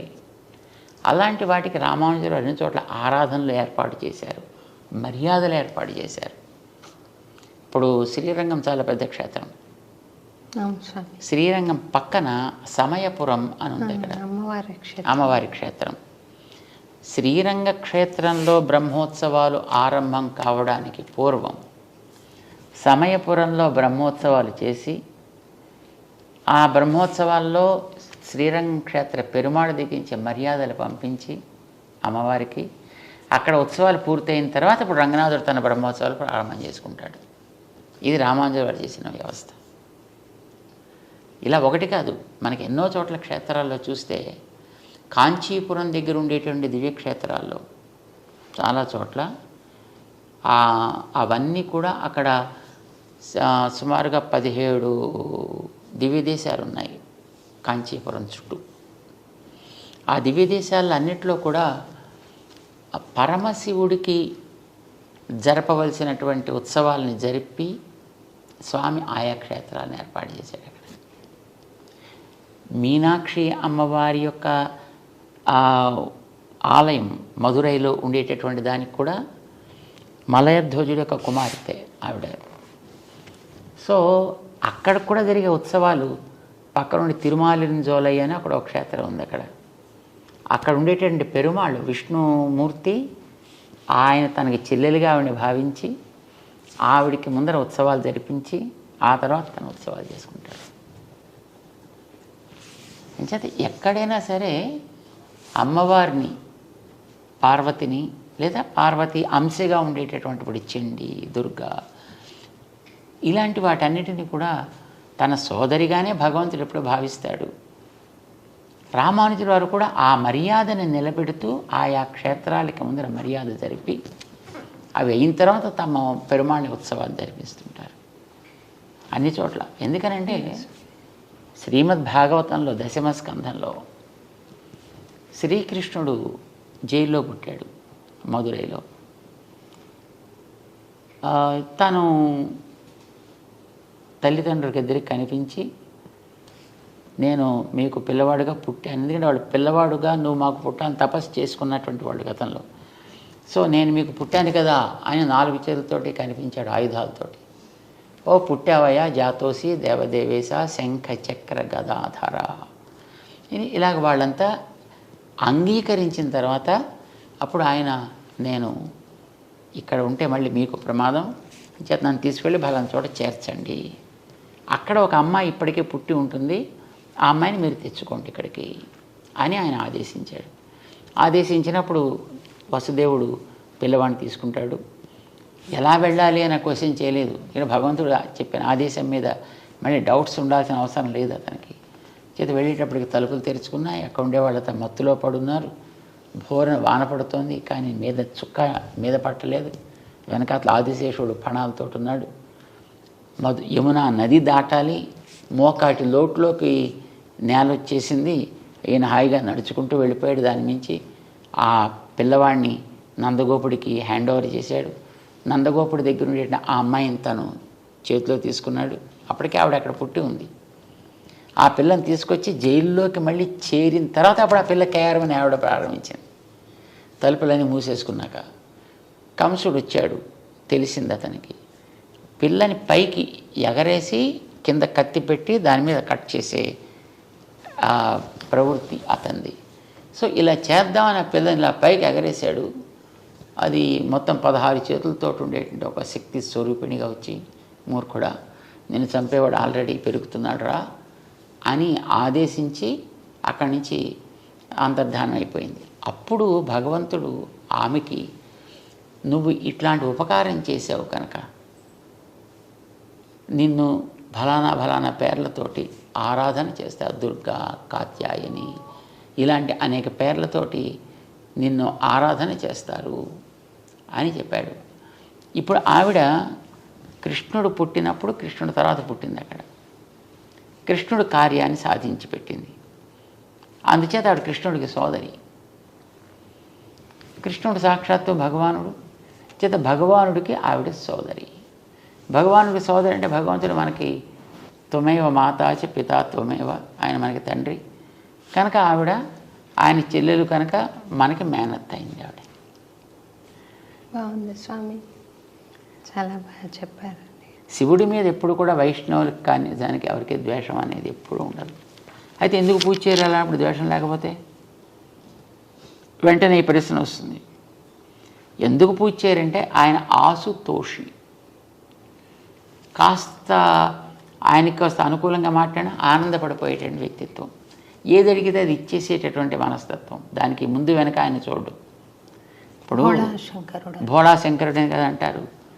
నేను తల మీద ఎవరికైనా చేయి పెడితే వాడు భస్మం అయిపోవాలంటే తథాస్తు అనేసి అడిగిన. మరి ఎక్స్పెరిమెంట్ నీ మీదే ఫస్ట్ చేస్తానయ్యా అంటే కానీ అప్పుడు తను తెలియదు అని ఇచ్చిన వారు ఎంత ప్రమాదకరము. ఆయన అలాగా అల్ప సంతోషి, వరాలను ఇచ్చేటువంటి వ్యక్తిత్వం. మనుషుల మనం జనరల్గా ఎంత భక్తుణ్ణి నేను అని అనుకున్న వ్యక్తులకైనా ఎవరైనా కోరికలు తీర్చేటటువంటి ఒక వ్యక్తి ఎదురకుండా ఉన్నాడు అని అంటే ఏదో అడగాలి కావాలని అనిపిస్తుంది, తాత్కాలికమైనటువంటి ఏదో ఒక లాభాన్ని పొందాలి అని అనిపిస్తుంది.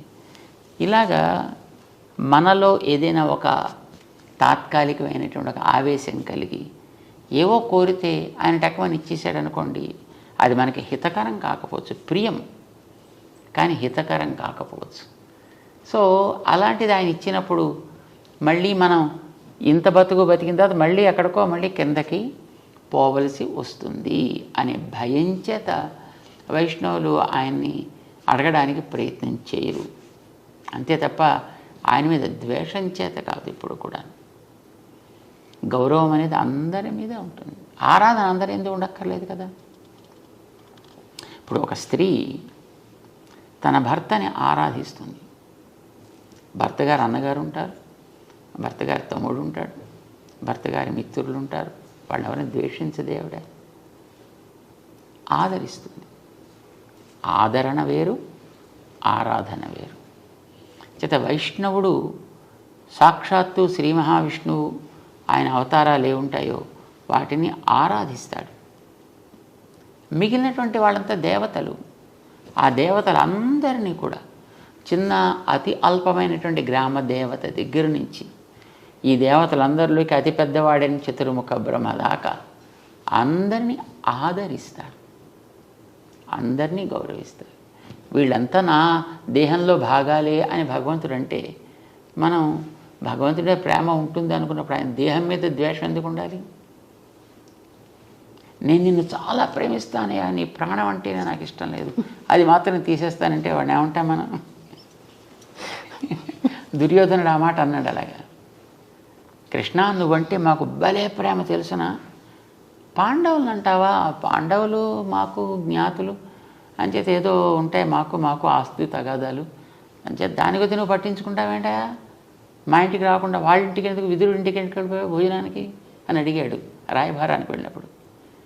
అంటే ఏం పిచ్చాడు నువ్వు? పాండవులు అంటే నా ప్రాణాలు, 5 పాండవులు నాకు 5 ప్రాణాలు లాంటి వాళ్ళు. పాండవులను ద్వేషిస్తా, నిన్ను ప్రేమిస్తానంటావు, నీ ప్రాణం తీసేస్తాను, నువ్వంటే మాత్రం ప్రేమ? ఆ మాటకి ఎంత అర్థం లేదు, నువ్వనే మాట కూడా అలాగే అర్థం లేదా అన్నాడే. సో ఎవరైనా సరే మనకి భగవంతుడు దేహంలో భాగాలే అన్నప్పుడు ఎందుకు ద్వేషం ఎందుకు ఉంటుంది? నిజమైన వైష్ణవుడు ఎవ్వడిని ద్వేషించడు. తప్పు చేసేవాడిని, తప్పుని ద్వేషిస్తాడు, వ్యక్తిని కాదు. ఎవడైనా చేస్తే అట్లాగా చరిత్రలో మీరు ఎక్కడైనా ఇప్పటిదాకా గమనించండి, ఎవడైనా ఎక్కడైనా ఒక శైవ ఆలయాన్ని విష్ణు ఆలయాల కింద ఎక్కడైనా కన్వర్ట్ చేసినట్టు ఉందా? ఇవి ఎన్నో రకాలుగా మారాయి, వాటిని ఎటు నుంచి ఇటు మారలేవు. స్వామి, విశిష్టాద్వైత మార్గము, అద్వైత మార్గము రెండు విభిన్న మార్గాల, ఒకటి రూపాంతరం చెంది ఇలా వచ్చిందా, లేకపోతే 2 మార్గాల ద్వారా కైవల్యం సాధించవచ్చా? ఆలోచనలో కలిగే పక్వతని బట్టి సిద్ధాంతాలు ఉంటాయి. సిద్ధాంతం అనేది ఒక వ్యక్తి యొక్క మానసికమైనటువంటి పరిపాక దశ ఎలా ఉంటుందో దాన్ని బట్టి అది ఏర్పడుతూ ఉంటుంది. ఇప్పుడు ఏదైనా ఒక వస్తువుని చూసి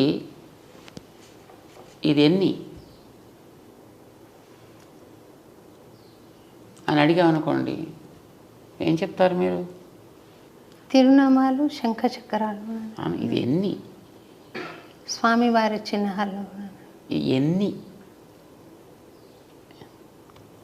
స్వామి ఇది ఎన్ని? 3 అని చెప్పవచ్చు స్వామి. నామాలు ఒకటిగా పరిగణిస్తే బేస్ 4. బ్యాక్ కింద సపోర్ట్.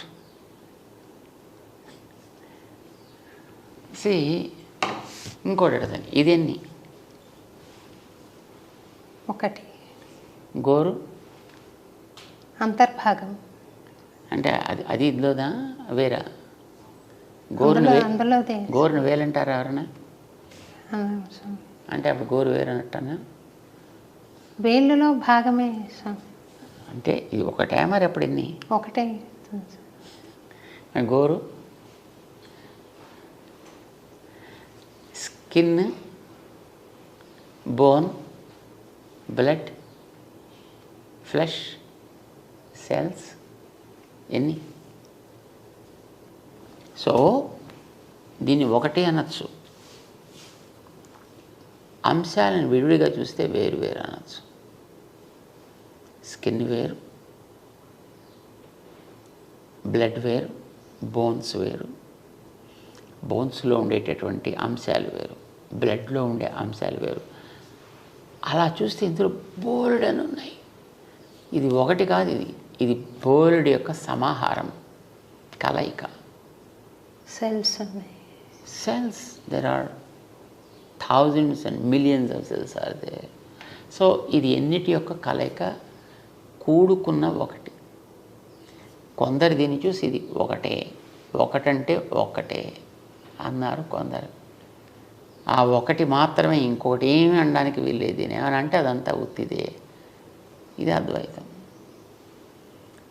దీన్ని ఒకటి అని ఎలా అంటామండి? బోన్స్ ఎప్పుడు స్కిన్ కాదు, స్కిన్ ఎప్పుడు బ్లడ్ కాదు, బ్లడ్ ఎప్పుడు నెయిల్ కాదు, నెయిల్ ఎప్పుడు హెయిర్ కాదు. ఇవన్నీ వేరే వేరే. అది వేరు తత్వం అయిపోయింది, ద్వైతం అయిపోయింది. రామానుజులు అన్నారు ఇది వేరు అనొచ్చయ్యా, ఒకటి అనొచ్చు. అన్నిటితో కలిసిన ఒకటి. దాన్ని మనం విడివిడిగా చూడాలంటే వేరు. కనుక ఇది వేరా ఒకటా అంటే వేరు అనొచ్చు, ఒకటి అనొచ్చు. కానీ మరి ఎలా చెప్పాలి?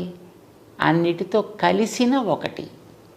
ఈ కలిసిన అనడానికి సంస్కృతంలో విశిష్టము అంటారు. విశిష్టం అంటే స్పెషల్ కాదు, విశిష్టం అంటే గ్రేట్ కాదు, విశిష్టం అంటే కలిసిన, కొన్నిటితో కలిసిన ఒకటి. అప్పుడు మీకు ప్రమాదం ఏం లేదు కదా. కొన్ని ఉన్నాయి దీంట్లో, ఎన్ని అంశాలు మీరు చూపించగలిగితే అన్నిటితో కలిసిన ఒకటి. ఇది విశిష్టమైన అద్వైతం.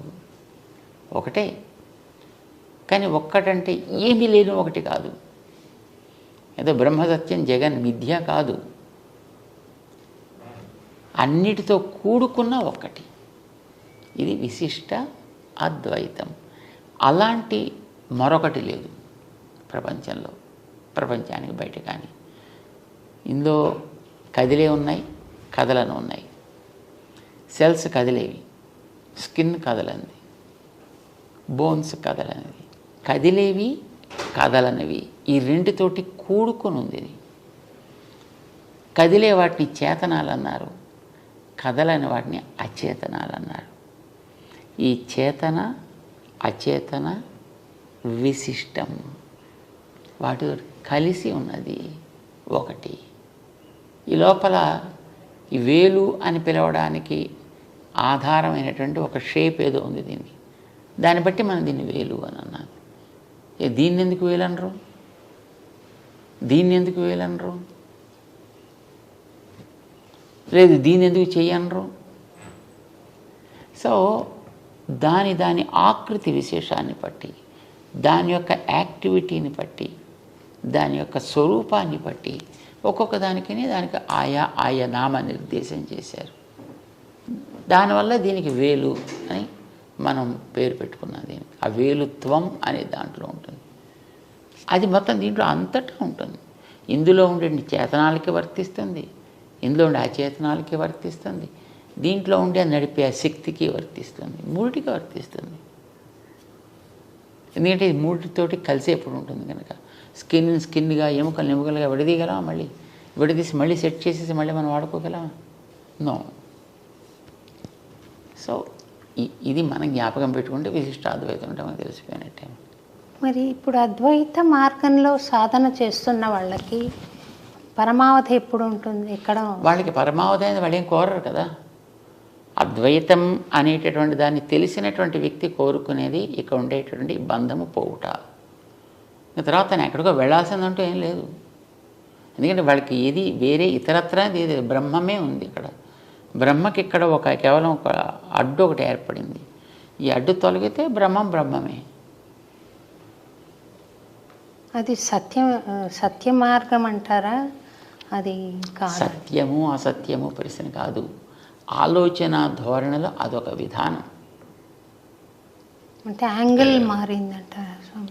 దాన్ని మనం డిఫరెంట్ పారామీటర్స్ నుంచి మనం చూస్తున్నాం.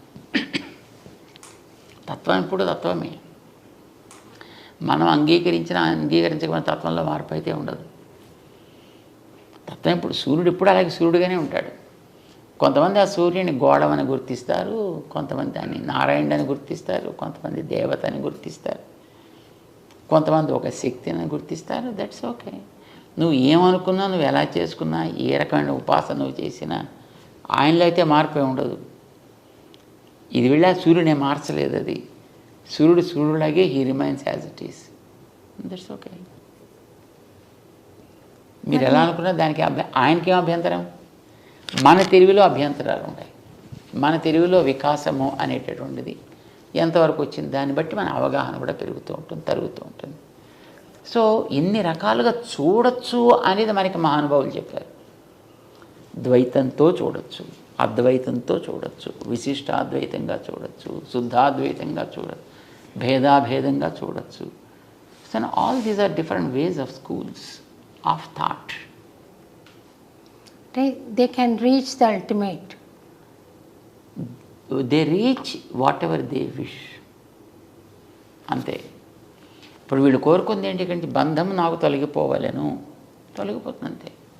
అంతవరకు ఉంటారు ద్వైతులు. స్వామి, ద్వైతులు భగవంతుడిని చేరాలి అని అనుకుంటారు. చేరగలుగుతారా? ఆ నిష్ట వాళ్ళు ఉంటే తప్పకుండా వాళ్ళు చేరగలచ్చు. మనం కోరేది మోక్షం అనేటటువంటిది కర్మబంధం. యాక్చువల్లీ ఇక్కడ మనకి ఎందుకోసం పుట్టుక చావు వస్తున్నాయి? కర్మబంధం. ఈ కర్మబంధం తొలగిపోవాలి మనకి. దీని పేరు మోక్ష. ఈ కర్మబంధం నాకు తొలగిపోయిందంటే నా సహజ స్థితి ఏదో నాకు ఏర్పడుతుంది. ఆ సహజ స్థితి ఏమిటి అనేది ఒక చోటు, పరమపదం అనేటటువంటి చోటు. అక్కడ భగవంతుడు విగ్రహ రూపంలో ఉంటాడు.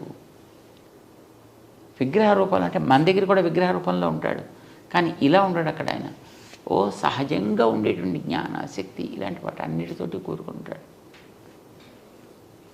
శరణాగతి గజ్జల్లో చూడండి, రామానుజరావు ముందర వర్ణిస్తారు, చూసారా?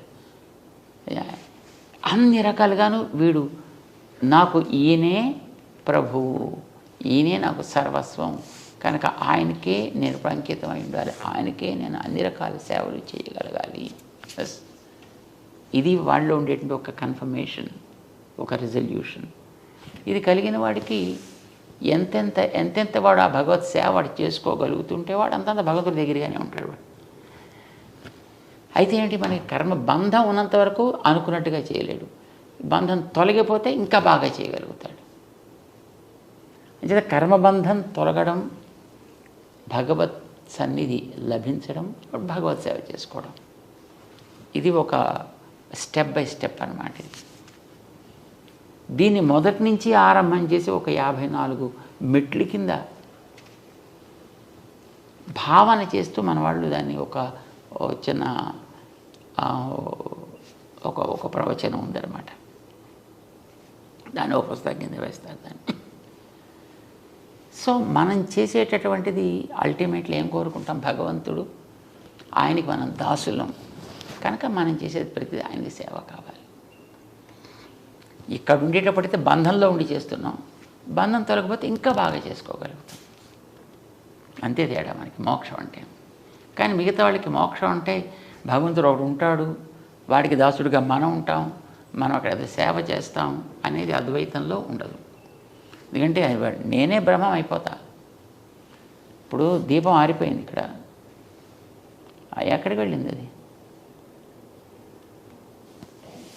మన వాళ్ళు ఎవరో చూసి వచ్చిన కొండెక్కింది అన్నారు. అదేమైనా కొండెక్కింది, ఎక్కడి నుంచి నడిచింది ఎక్కడికైనా?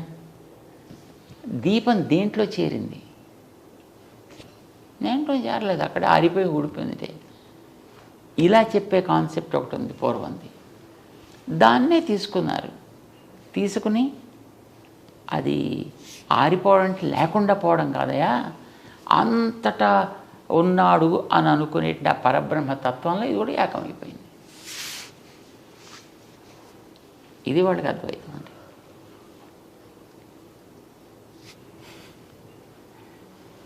మళ్ళీ కమింగ్ బ్యాక్ టు సాధన స్వామి, ఆచార్య అనుగ్రహం పనిచేస్తుందా, విశ్వాసం ఎక్కువ పనిచేస్తుందా స్వామి? ఆచార్య అనుగ్రహం ఉంటే విశ్వాసాన్ని కూడా బలాన్ని ఇవ్వగలుగుతారు ఆయన. విశ్వాసం లేకున్నా ఆచార్య అనుగ్రహం పనిచేస్తుంది. కానీ ఇప్పుడు ఒక ఇనుప మొక్కను తీసుకుని దాన్ని మనం కార్వ్ చేసి అందులోంచి ఒక అద్భుతమైనటువంటి ఒక శిలని, ఒక మూర్తిని తయారు చేస్తున్నాం. దానికి ఏముంటుంది? విశ్వాసం. నీలో తయారు కావాలి అని ఉంది, చెక్కేవాడిలో నేర్పడతాను ఉంది, వాడు చెక్కాడు. అట్లానే ఆచార్యులు అనేటటువంటి ఒక తత్వం తన అనుగ్రహంతో మనలో యోగ్యత లేకపోయినా మనకి కావలసినటువంటి స్థితిని లభింపచేయగలగచ్చు. ఇప్పుడు ట్విన్ టవర్స్ని వాళ్ళు పడగొట్టారు కదా స్వామి, టెర్రరిస్టులు. యా, వాళ్ళు జిహాద్ అని నమ్ముతున్నారు. ఇది చేయడం ద్వారా అల్లాకి మేము దగ్గర వాళ్ళం అవుతాము, మేము అల్లా దగ్గరికి వెళ్తాము అని నమ్మి చేశారు ఆ పని. ఆ నమ్మకం వాళ్లకు పనికి వస్తుందంటారా? అది పనికిరాందే. అంటే నిష్కారణంగా ఒకడికి హింస అనేటటువంటిది ఎప్పుడు కూడా మన వైదిక సంప్రదాయంలో లేనే లేదు. నిష్కారణంగా ఎవడికి హింస కలిగించినా అది నేరమే అవుతుంది. అది నిష్కారణంగా. ఇప్పుడు ఒక పరిపాలకుడు ఒకడికి దండన విధిస్తాడు, తప్పు చేస్తే మరణదండన విధిస్తాడు, అది వాడి నియమం. వాడు దాన్ని చేసి తీరాలి, వాడికి అవతల వాడి యొక్క దోషాన్ని బట్టి. కానీ నిష్కారణంగా ఎవరిని హింసించడం అనేటువంటిది మన వాళ్ళు ఎప్పుడు ఒక గడ్డి పరచని కోసినా, మన రామానుజులో ఒక శిష్యులు ఒక ఆయన ఉండేవారు, కూరేసులు అంటారు వారిని, కూరతాళ్వాన్ అని అంటారు. ఆకు కోసాడు ఆయన ఒకనాడు తెలియక, దాంట్లోంచి ఆ నీటి బిందువులు జారడం ప్రారంభం చేశాయి. శాప్ అంటాం కదా మనం, ఆ అరిటాకులు కొయ్యగానే దాంట్లోంచి నీళ్ళు వస్తాయి. సో అలాగ రావడం గమనించి, అయ్యో నేను ఏడిపించానే, నేను ఎంత కష్టం వచ్చిందో నీకు. ఇది వారి భావన. అంటే నిష్కారణంగా ఎప్పుడైనా వీళ్ళకి తెలియకపోయిందా ఏదైనా ఒక హింస ఎవరికైనా జరిగినా దానికి హృదయం నొచ్చుకుని దానికి ఎన్నో రకాల ప్రాయశ్చిత్తాలు చేసుకునేటటువంటి వ్యక్తిత్వం మనకి మన గ్రంథాల్లో కనిపిస్తోంది. మరి ఎదటి వాడిని ఎంతమంది చంపగలిగితే అంతమందిని చంపి అది భగవంతుడికి ఆనందం కలిగిస్తుంది అనుకోమంటే మరి అది ఎట్లా కుదురుతుంది? గ్రంథాల్లో అలాగా ఉండదన్నమాట. భగవంతుడి విషయంలో అలాంటిది ఉండదంతా. పిపి నాంచారి అని ఒక పాత్రను మనం చూస్తాం కదా స్వామి, అది సత్యమైన పాత్రేనా? యా, మేల్కోటలో ఉన్న ఉత్సవ విగ్రహంతో ఆమె చాలా ఇష్టపడి తీసుకుని వెళ్ళిందని. అంటే అప్పట్లో వాళ్ళు విగ్రహాలని తీసుకుని వెళ్ళిపోయేటప్పుడు మేలుకోట్ల విగ్రహం కూడా తీసుకెళ్ళిపోయారు. తర్వాత వాటిని ఎక్కడో తీసుకెళ్ళి లోపల బారేసుకుంటారు, అలా ఉండిపోయారు. రామానుజుల వారు ఆ మేలుకోటకి 20 సంవత్సరాల కాలం వెళ్ళారని అన్నాం కదా. ఆ సమయంలో ఒకచోట వారికి ఆ క్షేత్రంలో ఈవేళ పూజలు అందుకుంటుండేటువంటి స్వామి విగ్రహం కనిపించింది. చాలా అందమైనటువంటి విగ్రహం. అది ఎక్కడో గుడి కట్టాలి, ఎక్కడైనా దాన్ని లోపల పెట్టాలి. మూర్తిలో ఏ అవయవ వైకల్యం లేదు అని అంటే అలా ఆరాధన ఆగిపోవడానికి వీల్లేదు. దీన్ని ఎక్కడైనా ఒక ఆలయం కట్టాలి. ఎదురు చూస్తూ ఉండేంతలో తొండనూరు రాజుగారి యొక్క కుమార్తెకి అనారోగ్యం చేసింది. ఎవరు తగ్గించలేకపోతున్నారు. వాళ్ళ రాచ వైద్యులు వచ్చారు, ఎవరు తగ్గించలేకపోతున్నారు. పాప ఆయన చాలా దిగులు పడిపోయి కూర్చున్నాడు. ఆయన రామానుజుల వారు వచ్చారని తెలిసి అక్కడ ఉండేటువంటి ఒక ఆయన ఇలా వచ్చారట మహానుభావులు. ఆయన గతంలో ఇలాంటి ఒక బ్రహ్మరాక్షసి ఎవరికో పడితే తొలగించారట. మనం కూడా చేస్తే బాగుంటుందని రాజుగారికి చెబితే రాజుగారు వచ్చి తన విషయాన్ని చెప్పుకుంటే రామానుజుల వారి దయతోటి వారి దగ్గరికి వెళ్ళి ఆ పాపకి పాదంతో రాక్షస విమోచనాన్ని కలిగిస్తారు.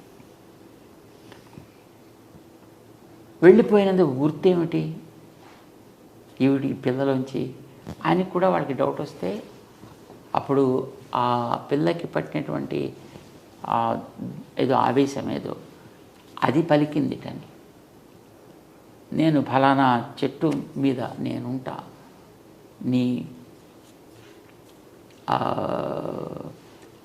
చెట్టు అక్కడ పక్కన ఒక చెట్టు ఉంది, అక్కడ ఇక్కడ రామానుజుల వారి దగ్గర నుంచి నీ పాదం తల మీద పెట్టి నాకు నీ పాద తీర్థాన్ని ప్రసాదిస్తే నేను ఇందులోంచి వెళుతూ ఆ చెట్టు కొమ్మని విరిచేసి నేను వెళతా. అది వెళ్ళినందుకు గుర్తు. అంటే రామానుజుల వారు వారికి పాదపూజ చేసుకోవడానికి అవకాశం ఇచ్చారు. పాదతీర్థం తీసుకున్నాక ఆ పిల్ల పడిపోయింది. అప్పుడు రాక్షస విమోచనం కలిగింది. ఇక్కడ కీటిలోంచి పక్కన చెట్టు కనిపిస్తుంది కదా, ఒక కొద్దిసేపట్లో పెళ్ళమంటూ ఆ కొమ్మ కాస్త విరిగి నేల కూలింది అన్నమాట. సో నిజంగా అప్పుడు వెళ్ళింది. అప్పుడు ఈయన శిష్యులు అయ్యారు, ఆలయం కట్టించారు. ఇప్పుడు రాజుగారి శిష్యులు అయ్యారు కనుక ఇప్పుడు ఆయన కట్టమంటే కడతారు, కట్టించాడు. ఉత్సవ విగ్రహాలు పెట్టాలి, ఎక్కడున్నారంటే తెలియలేదు. కానీ ఉత్సవ విగ్రహాలు ఇదివరకు పెట్టుకునే కిరీటం అయితే మా ట్రెజరీలో ఉంది అని చూపించారు, వజ్ర కిరీటం. మరి కిరీటం కూడా ఆరాధన మూర్తులేది అంటే తీసుకెళ్ళిపోయారు, మనం ఏం చేయలేం. అప్పుడు వాటిని తీసుకొద్దాం, మనం వెళ్ళి అడుగుదాం, మన దేవుడిని మనకేమని అడుగుదాం అని రామానుజుల వారు అక్కడికి వెళ్ళి వాటి దగ్గర తీసుకొస్తారు ఆ విగ్రహాలని. మేలుకోటలో జరిగింది ఇప్పుడు ఈ సన్నివేశం. ఆ రకంగా వాళ్ళ దగ్గర నుంచి వెళ్ళిపోయినటువంటి విగ్రహాలు మళ్ళీ తీసుకొని రావడం, తీసుకొచ్చి ఇక్కడ ప్రత్యక్ష చేసినప్పుడు ఆ వీడి దగ్గర ఉండే వజ్ర కిరీటం, ట్రెజరీలో ఉండే కిరీటం పట్టుకొచ్చి పెడితే కరెక్ట్గా మ్యాచ్ అయింది. సో అప్పటి నుంచి ఉత్సవమూర్తులు అక్కడ వేరే ఒక సన్నిధిలో ఉంటూ ఆరాధన అందుకుంటున్నారు. సో మేల్కోటలో ఉండేటప్పుడు వారు ఇట్లాంటి ఆ దోషాన్ని తొలగించి మళ్ళీ అక్కడ పునః ఆలయాన్ని పెట్టారనమాట. అక్కడ దానికి ఆ వజ్ర కిరీటాన్ని అక్కడ సమర్పణ చేశారు. అక్కడ బీబీ నాంచారి ఆ పిల్ల ఇది ఆ సుల్తాను దగ్గర ఎవడైతే తీసుకెళ్ళిపోయాడో వాడు అక్కడక్కడ వారేశాడు. వాడు అందులోంచి ఏరు తెచ్చుకొని ఆ పిల్ల తన రూమ్లో పెట్టుకుంది. ఆ పిల్లకి ఆ మూర్తి చాలా అందంగా నచ్చింది, ఇంట్లో పెట్టుకుంది. రామానుజుల వారు వెళ్ళినప్పుడు ఆ సుల్తాన్ దగ్గరికి వెళ్ళారు. అప్పుడు ఢిల్లీ సుల్తాన్ దగ్గరికి కొంతమందిని తీసుకొని వెళితే వాళ్ళంతా శుభ్రంగా దోసవర్ధ పుండాలు పెట్టుకుని కోటకు చుట్టూ తిరుగుతుంటే యుద్ధం కోసం వచ్చిన వాళ్ళు లేరు, కానీ పెద్ద సైన్యం గిన్యంతో వచ్చారు. అంటే దాని మీద ఎంక్వైరీ చేస్తే మేము వచ్చింది రాజుగారి దర్శనం కోసం. వెంటనే సరే లోపలికి రమ్మన్నారు. సో లోపలికి వచ్చిన తర్వాత వాళ్ళు ఈ సన్నివేశం చెప్పారు. మా దేవుడు మీ దగ్గర ఉన్నాడు, మాకు ఇప్పిస్తే తీసుకుని వెళతామండి. ఆ పిల్ల తన రూమ్లో పెట్టుకుందా. రామానుజుల వారు దేవుడిని ఇప్పించమంటే ఆ సుల్తాన్కి నవ్వు వచ్చింది. దేవుడు అంటే అన్నీ తెలిసినవాడు, అన్నీ చేయగలిగినవాడు కదా, దేవుడు ఇక్కడ మా దగ్గర ఎలా ఉంటాడు? ఇక్కడ నిజంగా నువ్వు దేవుడిని అనుకున్నట్టయితే మరి నువ్వు పిలువు, వస్తే తీసుకెళ్ళండి అంటే మేము పిలిస్తే ఆయన వస్తే మాకు మీరు అవకాశం ఇస్తారా? బ్రహ్మాండంగా మీకు కావాల్సిన సౌకర్యాలన్నీ చేస్తాయి. ఏం కావాలంటే మీరు చక్కగా తీసుకెళ్ళచ్చు, వదిలి ఎవడు మనం అడ్డకుండా ఉండేటట్టు చూసుకుంటా. ఏ షూర్. రామానుజుడికి అప్పుడు సభలో కూర్చుని సెల్వ పిళ్ళాయ్ వారీర్ ఓ సంపత్పుత్రుడా రా అని 3 సార్లు పిలిచేటప్పటికి ఆవిడ రూములో ఆవిడ లంచ్కి వెళ్ళింది. అప్పటికి అక్కడ ఉండేటువంటి ఆ విగ్రహం నేరుగా ఇలా అలా అలా అలా అలా వచ్చి రామానుజుడిలో కూర్చున్నారు. సుల్తాన్కి ఆశ్చర్యం. వెంటనే ఆయన తన యొక్క పరివారాన్ని అంతటిని కూడా ఇచ్చి వీరికి పంపించారు. ఆ రకంగా పట్టుకొచ్చేసి వీరు గుర్రాల మీద తీసుకొచ్చి మొత్తం ఒక 2 డేస్లో అక్కడ మొత్తం ఆలయంలో ప్రతిష్ఠ అయిపోయింది. యాజ్ యూజ్గా పెట్టేసుకున్నారు. ఆ తర్వాత ఈ పిల్ల వచ్చింది. ఎందుకంటే నాన్నగారి దగ్గర మొట్టమొదటి చెప్పింది, నాన్నగారు ఏం చేయలేదు. సరే అన్నారు, మేము మధ్యాహ్నం ఎవరో వచ్చారే తీసుకెళ్ళిపోయారు అది. No I want it. సరే మరేం చేస్తారు, ఆవిడ అడిగినప్పుడు రథం గట్రా ఇచ్చి ఆవిడని పంపించారు. రామానుజుల వారు వెళ్ళిన దారిలో. కానీ ఆవిడ చూడు 10 రోజులు అయింది. కానీ రాసపుత్రికి కదా ఆగుతూ రావాలి. సరే వచ్చింది. గుళ్ళో దేవుడు తాను ఆరాధన చేసుకునేటువంటి, తను ప్రేమించినటువంటి, ఆరాధన కాదు వాడికి ఆరాధన ఏం తెలుస్తుంది, తను ప్రేమించిన వ్యక్తి ఎదుర్కొంటూ ఉన్నాడు. అక్కడ వెళ్ళి ఒకసారి నేను తెచ్చేసుకుంటా అన్నట్టుగా అటుపక్కకి వెళితే ఆపేశారు. దీన్ని దాటి వెళ్ళడానికి వీల్లేదు. ఏం చేయాలి అప్పుడు? ఆ పిల్ల ఆ మాట తట్టుకోలేక, నేను ఎన్ని రోజులు నా రూమ్లో పెట్టి హాయిగా ఆడుకుంటూ ఉండేటటువంటి ఆవిడ దృష్టి అది బొమ్మే కావచ్చు, కానీ she was so attached to that. దాని దగ్గరికి వెళ్ళకపోయేటప్పటికి అక్కడే దుఃఖంతో కూలిపోయింది, చనిపోయింది. అప్పుడు రామానుజుల వారి తర్వాత తెలిసిన సమాచారం, ఈ పిల్ల ఇంత భక్తి ఇంత శ్రద్ధ ఈ విగ్రహం ఆవిడకి సంప్రదాయం తెలుసునా తెలియదా అది వేరే విషయం, ఏమైనా వచ్చునా రాదా అనేది వేరే విషయం, కానీ దట్ వే ఇన్వాల్వ్డ్. ఇది చూసి రామానుజాచార్యుల వారు ఆమెకు కూడా సాక్షాత్తు లక్ష్మీ అంశ లేకపోతే ఇంత ప్రేమ ఉండదు కనుక ఆవిడ కూడా లక్ష్మీలాగా ఆరాధనలు జరగాలి అని అక్కడ ఏర్పాటు చేసి పెట్టారు. అక్కడ మేల్కోటలో ఉందా? మేల్కోటలో ఇప్పుడు బీబీ నాంచియార్ అంటారు. ఎందుకు స్వామి అది హైలైట్ అవ్వలేదు? ఇప్పుడు ఉన్న ఈ మత విద్వేషాలు తగ్గుతాయి కదా. వాస్తవాలు చెప్పడానికి కూడా కొంతమందికి ఇష్టం ఉండదు. జనాలంతా కలిసిపోతే కూడా ఇష్టం ఉండదు. కలిసిమెలిసి తిరుగుతుంటే చూడబుద్ధి అవ్వదు. వాళ్ళ రొట్టి బాగా వేగాలి అని అంటే వీళ్ళు కొట్టుకుంటూ ఉంటే వాళ్ళకి they have their own activities continue. ఇప్పుడు స్వాతంత్ర్యం వచ్చి 76 ఏళ్ళ పైన అవుతుంటే ఇప్పటిదాకా కొంతమంది పూరిపాకల్లో పడి దళితులు దీనులుగా ఉన్నారంటే అర్థం ఏంటి? ఇప్పటికి ఎన్ని లక్షల కోట్లు వాళ్ళ కోసం శాంక్షన్ చేసే ప్రభుత్వాలు. ఏమైపోయావంతా అవన్నీ ఇచ్చుంటే వాళ్ళకి అసలు ఈ పాటి బ్రహ్మాండ భవనాల్లో వాడుతూ ఉండాల్సిందే, అలాంటి పూరిపాకలే ఉండకుండా ఉండాల్సింది అంటే ideologically that's good, that's utopian ideology, right. కానీ అది కనుక లేకపోతే వీళ్ళకి రాజకీయంగా నిలకడ ఉండదు. అంచేత వాళ్ళని మెయింటైన్ చేస్తూ ఉండాలి ఇప్పుడు. ఒక చిన్న భక్తురాలిగా నేను ప్రచారం చేయొచ్చా స్వామి ఆ కథ? చక్కగా చేయాలి. మన ప్రైమ్ మినిస్టర్ గారే చెప్పారు రామానుజుల వారి విగ్రహాన్ని ఆవిష్కరించడానికి వచ్చినప్పుడు. ఇక్కడ వచ్చి చెప్పారు కానీ అన్ని చోట్ల చెప్పాలి కదా. అన్ని చోట్ల అవసరం ఎక్కడ వస్తే అక్కడ చెప్తారు, దానికే ఉంది.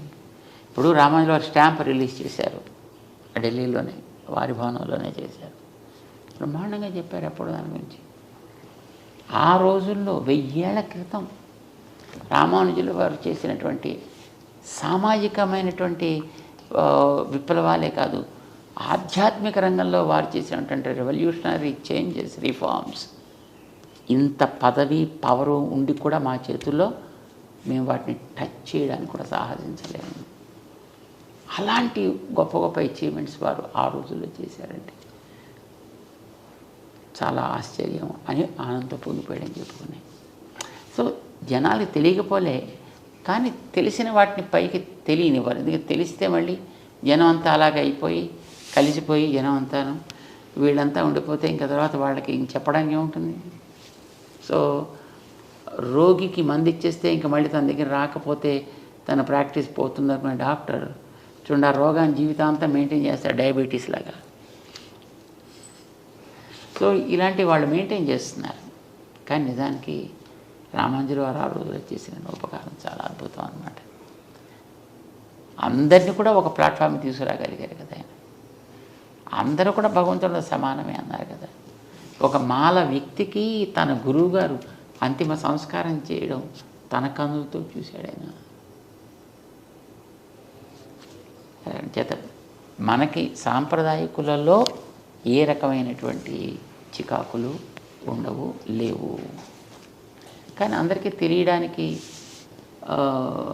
తెలియచేయాల్సినటువంటి స్థాయిలో ఉండేవాళ్ళు తెలియజేసే ప్రయత్నాలు చేయటం లేదు. మిగతా వాళ్ళు చెప్పేది కొంతవరకు పెడతాయి. మాస్లోంచి వెళ్ళడానికి కావాల్సినట్టుగా ఉంటే అది ఎక్కువ మందికి రీచ్ అవుతుంది. ఈ ఆధునిక యుగంలో కులం యొక్క ప్రాముఖ్యత ఏమైనా ఉందా స్వామి? వేస్టా? కులము అనేటటువంటిది ఒక స్కిల్ని బట్టి వచ్చినటువంటిది. ఇప్పుడు వ్యవసాయం చేసేటువంటి ఒక రైతు ఉన్నాడు అనుకోండి, ఆ రైతు యొక్క పిల్లాడికి 6 ఏళ్ళు 7 ఏళ్ళు వయసు ఉండే పిల్లాడికి కూడా తండ్రి వెంట వెడుతూ ఉంటాడు కనుక అతనికి తెలుస్తుంది ఏ సీజన్లో ఈ గింజలు నాటాలి, ఏ సీజన్లో నీళ్ళు కట్టాలి, ఏ సీజన్లో అక్కడ దానికి తూములు అవన్నీ తెరవాలి, ఏ సమయంలో దానికి కోతలు కొయ్యాలి, ఎప్పుడు ఎట్లాంటి సమస్యలు రావచ్చు, ఎలా కోసి ఇంటికి ఇవన్నీ వాడికి కరతలామలకంగా ఉంటాయి. ఇది స్కిల్ అంటాం, ఇది కులపు ప్రభావం అంటాం. అది వ్యవసాయానికి మీకు ఎగ్జాంపుల్ చెప్పాను.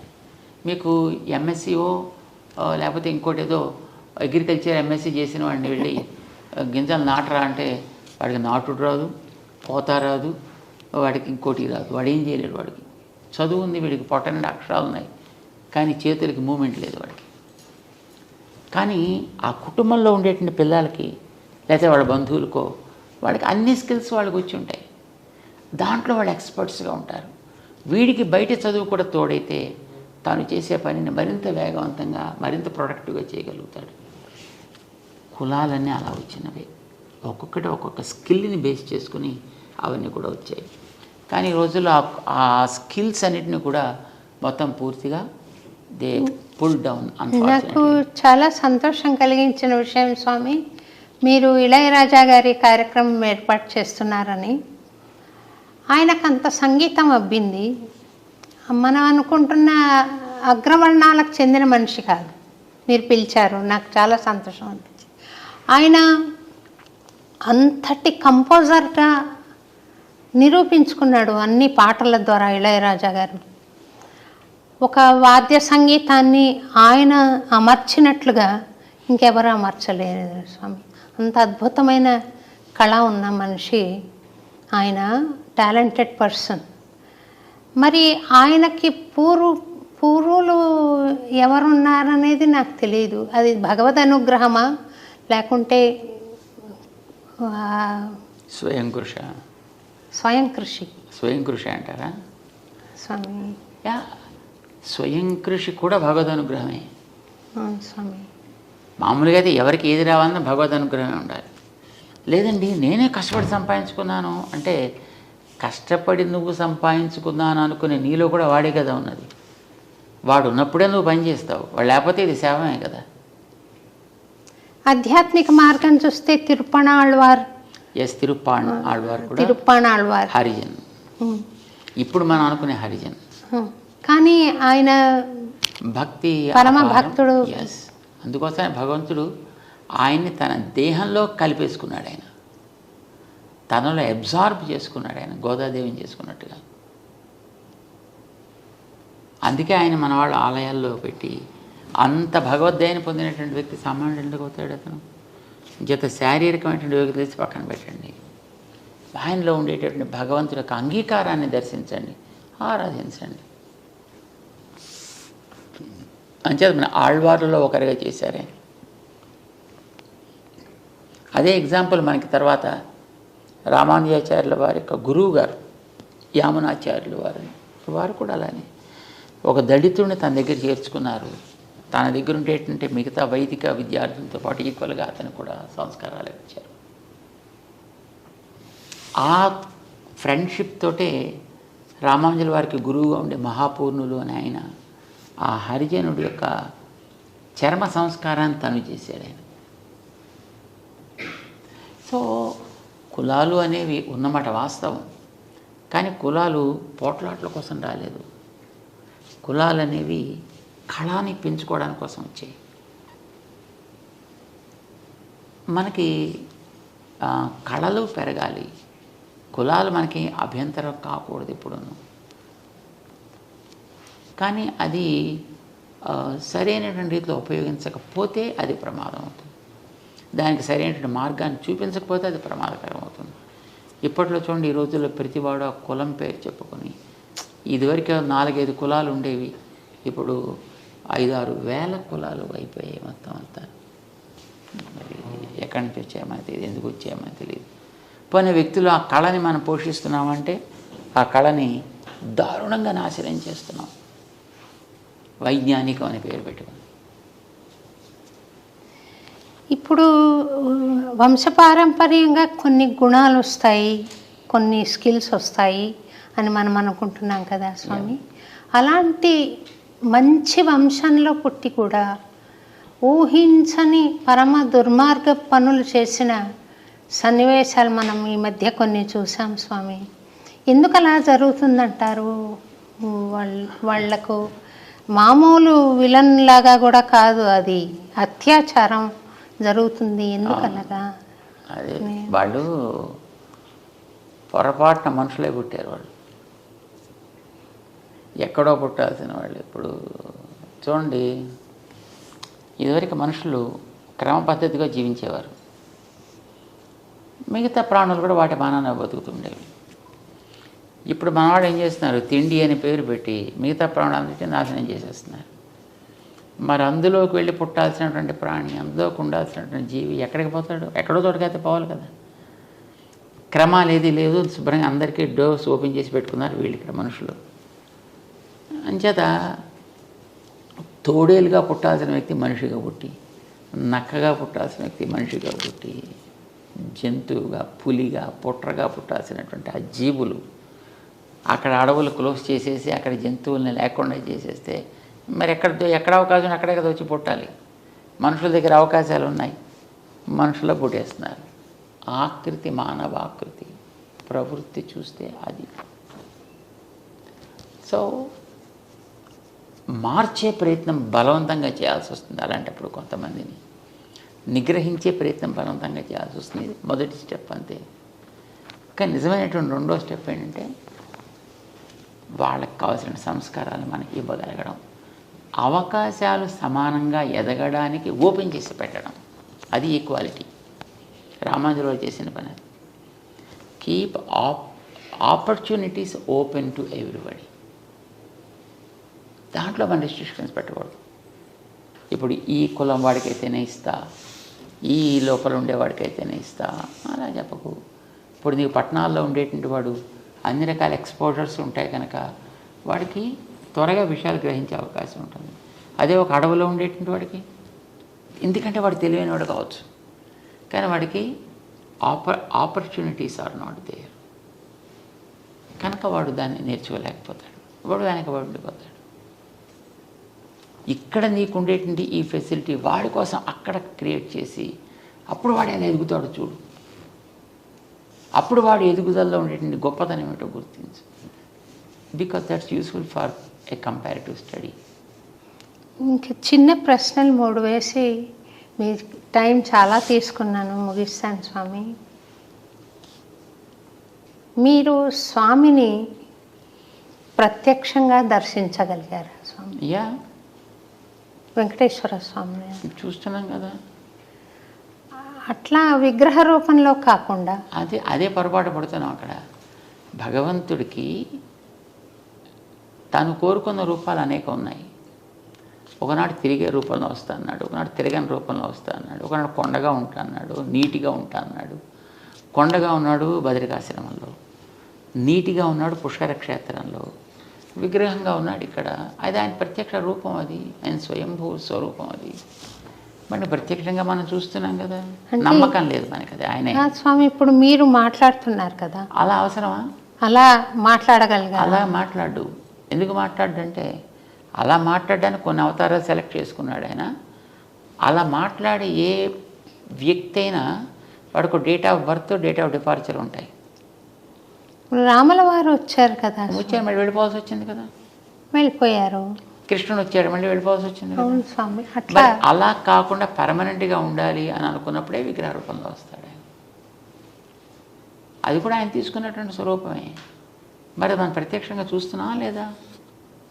మరి దేవుణ్ణి ప్రత్యక్షంగా చూస్తామా, చూస్తారా? ఎందుకు ప్రశ్న రావాలి? మాట్లాడాలని రూల్ ఏంటి మీకు? సూర్యుడు మీకు కనిపిస్తున్నాడా లేడా? ప్రత్యక్ష దైవం. దైవం మాట్లాడుతున్నాడా మీతోటి? అవసరమా? ఫ్యాన్ పైన తిరుగుతూ ఉంటుంది, మీతో మాట్లాడాలా? అవసరమా? తన స్థానంలో తనుండి తను చేయవలసిన పని చేస్తుంటే చాలు. మీకు కావాల్సినది మీకు లభిస్తుంది. దేవుడేనా అంతే. ఆయన మాట్లాడాల్సిన అవసరం ఉంది. అవసరం అయితే మనసుతో మాట్లాడతాడు. భక్తురాలిగా నేను విగ్రహాన్ని చూస్తున్నాను, మురిసిపోతున్నాను.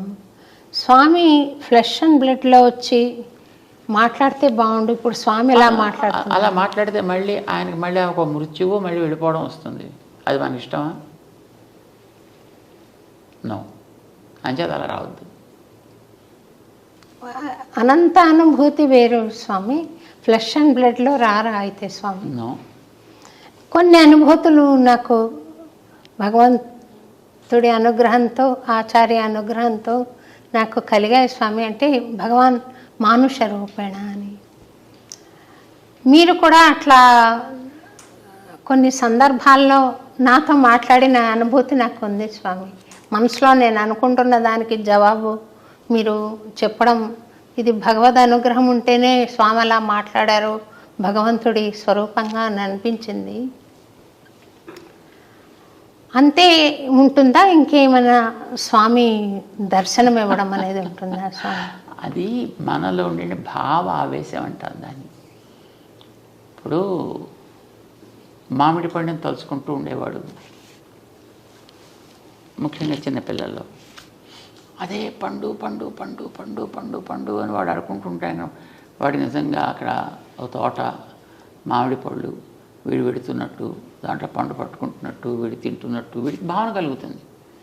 ఒక్కొక్కసారి పిల్లలకి నిద్రలో అలాగే అనిపించి నిజంగా లేచి నడిచేస్తుంటారు. ఇది భావన తీవ్రత వ్యక్తిలో కలిగేటటువంటి. అది లోపల బయట ఈ తేడా తెలియనంత క్లారిటీ వాళ్ళల్లో ఉంది. భక్తుడికైనా అంతే, భగవంతుడి విషయంలో అంత భావన తీవ్రత ఆ వ్యక్తిలో ఉండేటప్పుడు ఎదురుకుండా ఆ వ్యక్తి ఉన్నట్టు, మాట్లాడుతున్నట్టు, ఆ వ్యక్తి తనతోటి మాట్లాడుతున్నట్టు కూడా అనిపిస్తుంది. ఇది భావనే అని అంటాం. భక్తుల్లో ఎక్కడ ఇలాంటివి జరిగినా అది భావనే. నిజంగా భగవంతుడికి అలా రావాల్సిన అవసరం ఏముంటుంది కనుక రాటలాగా. అలా అనుకుంటే మనకి భగవంతుడు లేని చోట ఎక్కడ కనుక. ఇప్పుడు ఇక్కడ నీకు ఇలా కనిపించిందంటే ఇందులో కూడా భగవంతుడు ఉంటాడు కదా. నువ్వు ఇలా పట్టుకున్నాడు భగవంతుని ఏదైనా పట్టుకున్నట్టే కదా. కానీ మనకి నమ్మకం ఉండదు అంటున్నాను. ఇక్కడ నమ్మకం ఉండదు. అంచేత మనం we're lost not because he is not there, we're lost because we not believed in the way he is for us. చేత మనతో అలా మాట్లాడద్దు. ఇప్పుడు మీకు ఇక్కడ కూర్చున్నప్పుడు ఈ విగ్రహం టక్కమని మీతో మాట్లాడడం ప్రారంభిస్తే మీరు భయపడి పారిపోరండి. ఇది ఇలా కదిలిందనుకోండి తనంతా తాను ఇలాగా జడుచుకోరు మీరు అంతా. అంచేత కదలకూడదు. మనం భయపెట్టడం కోసం కాదు ఆయన ఉండేది, భయాలు తొలగించడం కోసం. చివరి కోరిక ఒకటి కోరుతాను స్వామి, మీరు దయచేసి మన్నించాలి. రైట్. ఒక అన్నమయ్య కీర్తన పల్లవి ఏదైనా మీ నోటంట వినాలని స్వామి, చిన్నది ఏదైనా. అమ్మో మొత్తం మీరు మాట్లాడితే మీరు పొద్దున్నే కూడా అక్కడ నా దివ్య ప్రబంధం చదువుతున్నట్టున్నారు. చాలా చాలా మెలోడియస్గా వినపడుతుంది. ఉంటుంది. ఒక లైన్ అనండి అంటే స్వామి. ఇప్పుడు మేమంటే ఇప్పుడు ఈ ముందర కూర్చున్న వాళ్ళంతా ధనమని పడిపోతారు అంతే. ఒక లైన్ అనండి. మళ్ళీ ఇంకోసారి ఎప్పుడు జీవితంలో మీకు పాటలు లేదు వినాలని స్వామి, అనిపించదు. అందరూ సంతోషపడతారు. ఒక లైన్ ఏదైనా మీకు తోచిన పాట ఏదైనా ఒక లైన్ అనండి. మాకు అలాగా పెద్ద పాటలు మాకు మాటలు తప్ప పాటల వాళ్ళం కాదు. మీరు పాడారు స్వామి, చాలా అందంగా అనిపించింది. పైన మేము విన్నాము, మాట్లాడుతుంటే కూడా పాడినట్టుగా వస్తుంది స్వామి. అన్నీ ఏదో ఇప్పుడు అదిగో అల్లదిగో శ్రీహరిధామం ఇలా ఏదో అంటుంటాం, పాడండి స్వామి. అంతవరకే తప్ప అది ఒక లైన్ అనండి. నిజంగా పాడితే ఒక ఇంకేం లైన్ లాభం లేదు. అది పాడండి స్వామి, ఒక లైన్ అనండి.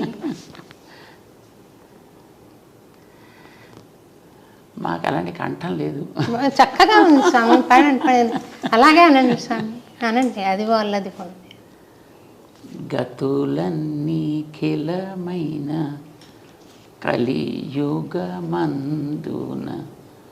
గతి ఈతడే చూపే చూపే ఘన గురుదైవము.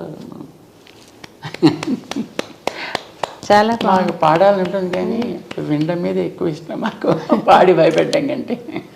బాగుంది స్వామి, చక్కగా. మీరు చాలా టైం మా కోసం స్పెండ్ చేసి ఈ కార్యక్రమంలో మాకు తెలియని విషయాలు చాలా తెలియజెప్పారు స్వామి. అనేక ధన్యవాదాలు మీకు, పాదాభివందనాలు చెబుతూ నాకు ఒక చిన్న ప్రశ్న ఇంకొకటి మిగిలిపోయింది స్వామి.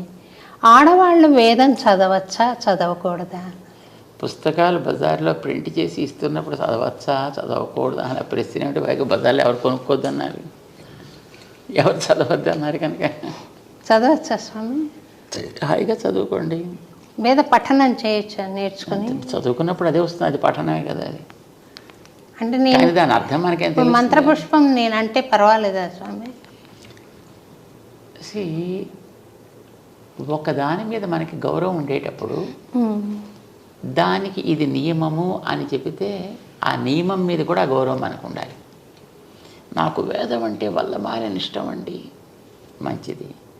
ఆ వేదం తన కోసం ఇది నియమము అని చెప్పినప్పుడు మన నియమాన్ని కూడా ఎందుకు దాన్ని, నీ నియమాన్ని నేను ఒప్పుకోను కానీ నిన్ను నేను ఒప్పుకుంటానంటే దట్స్ ఇర్రిలవెంట్, రైట్?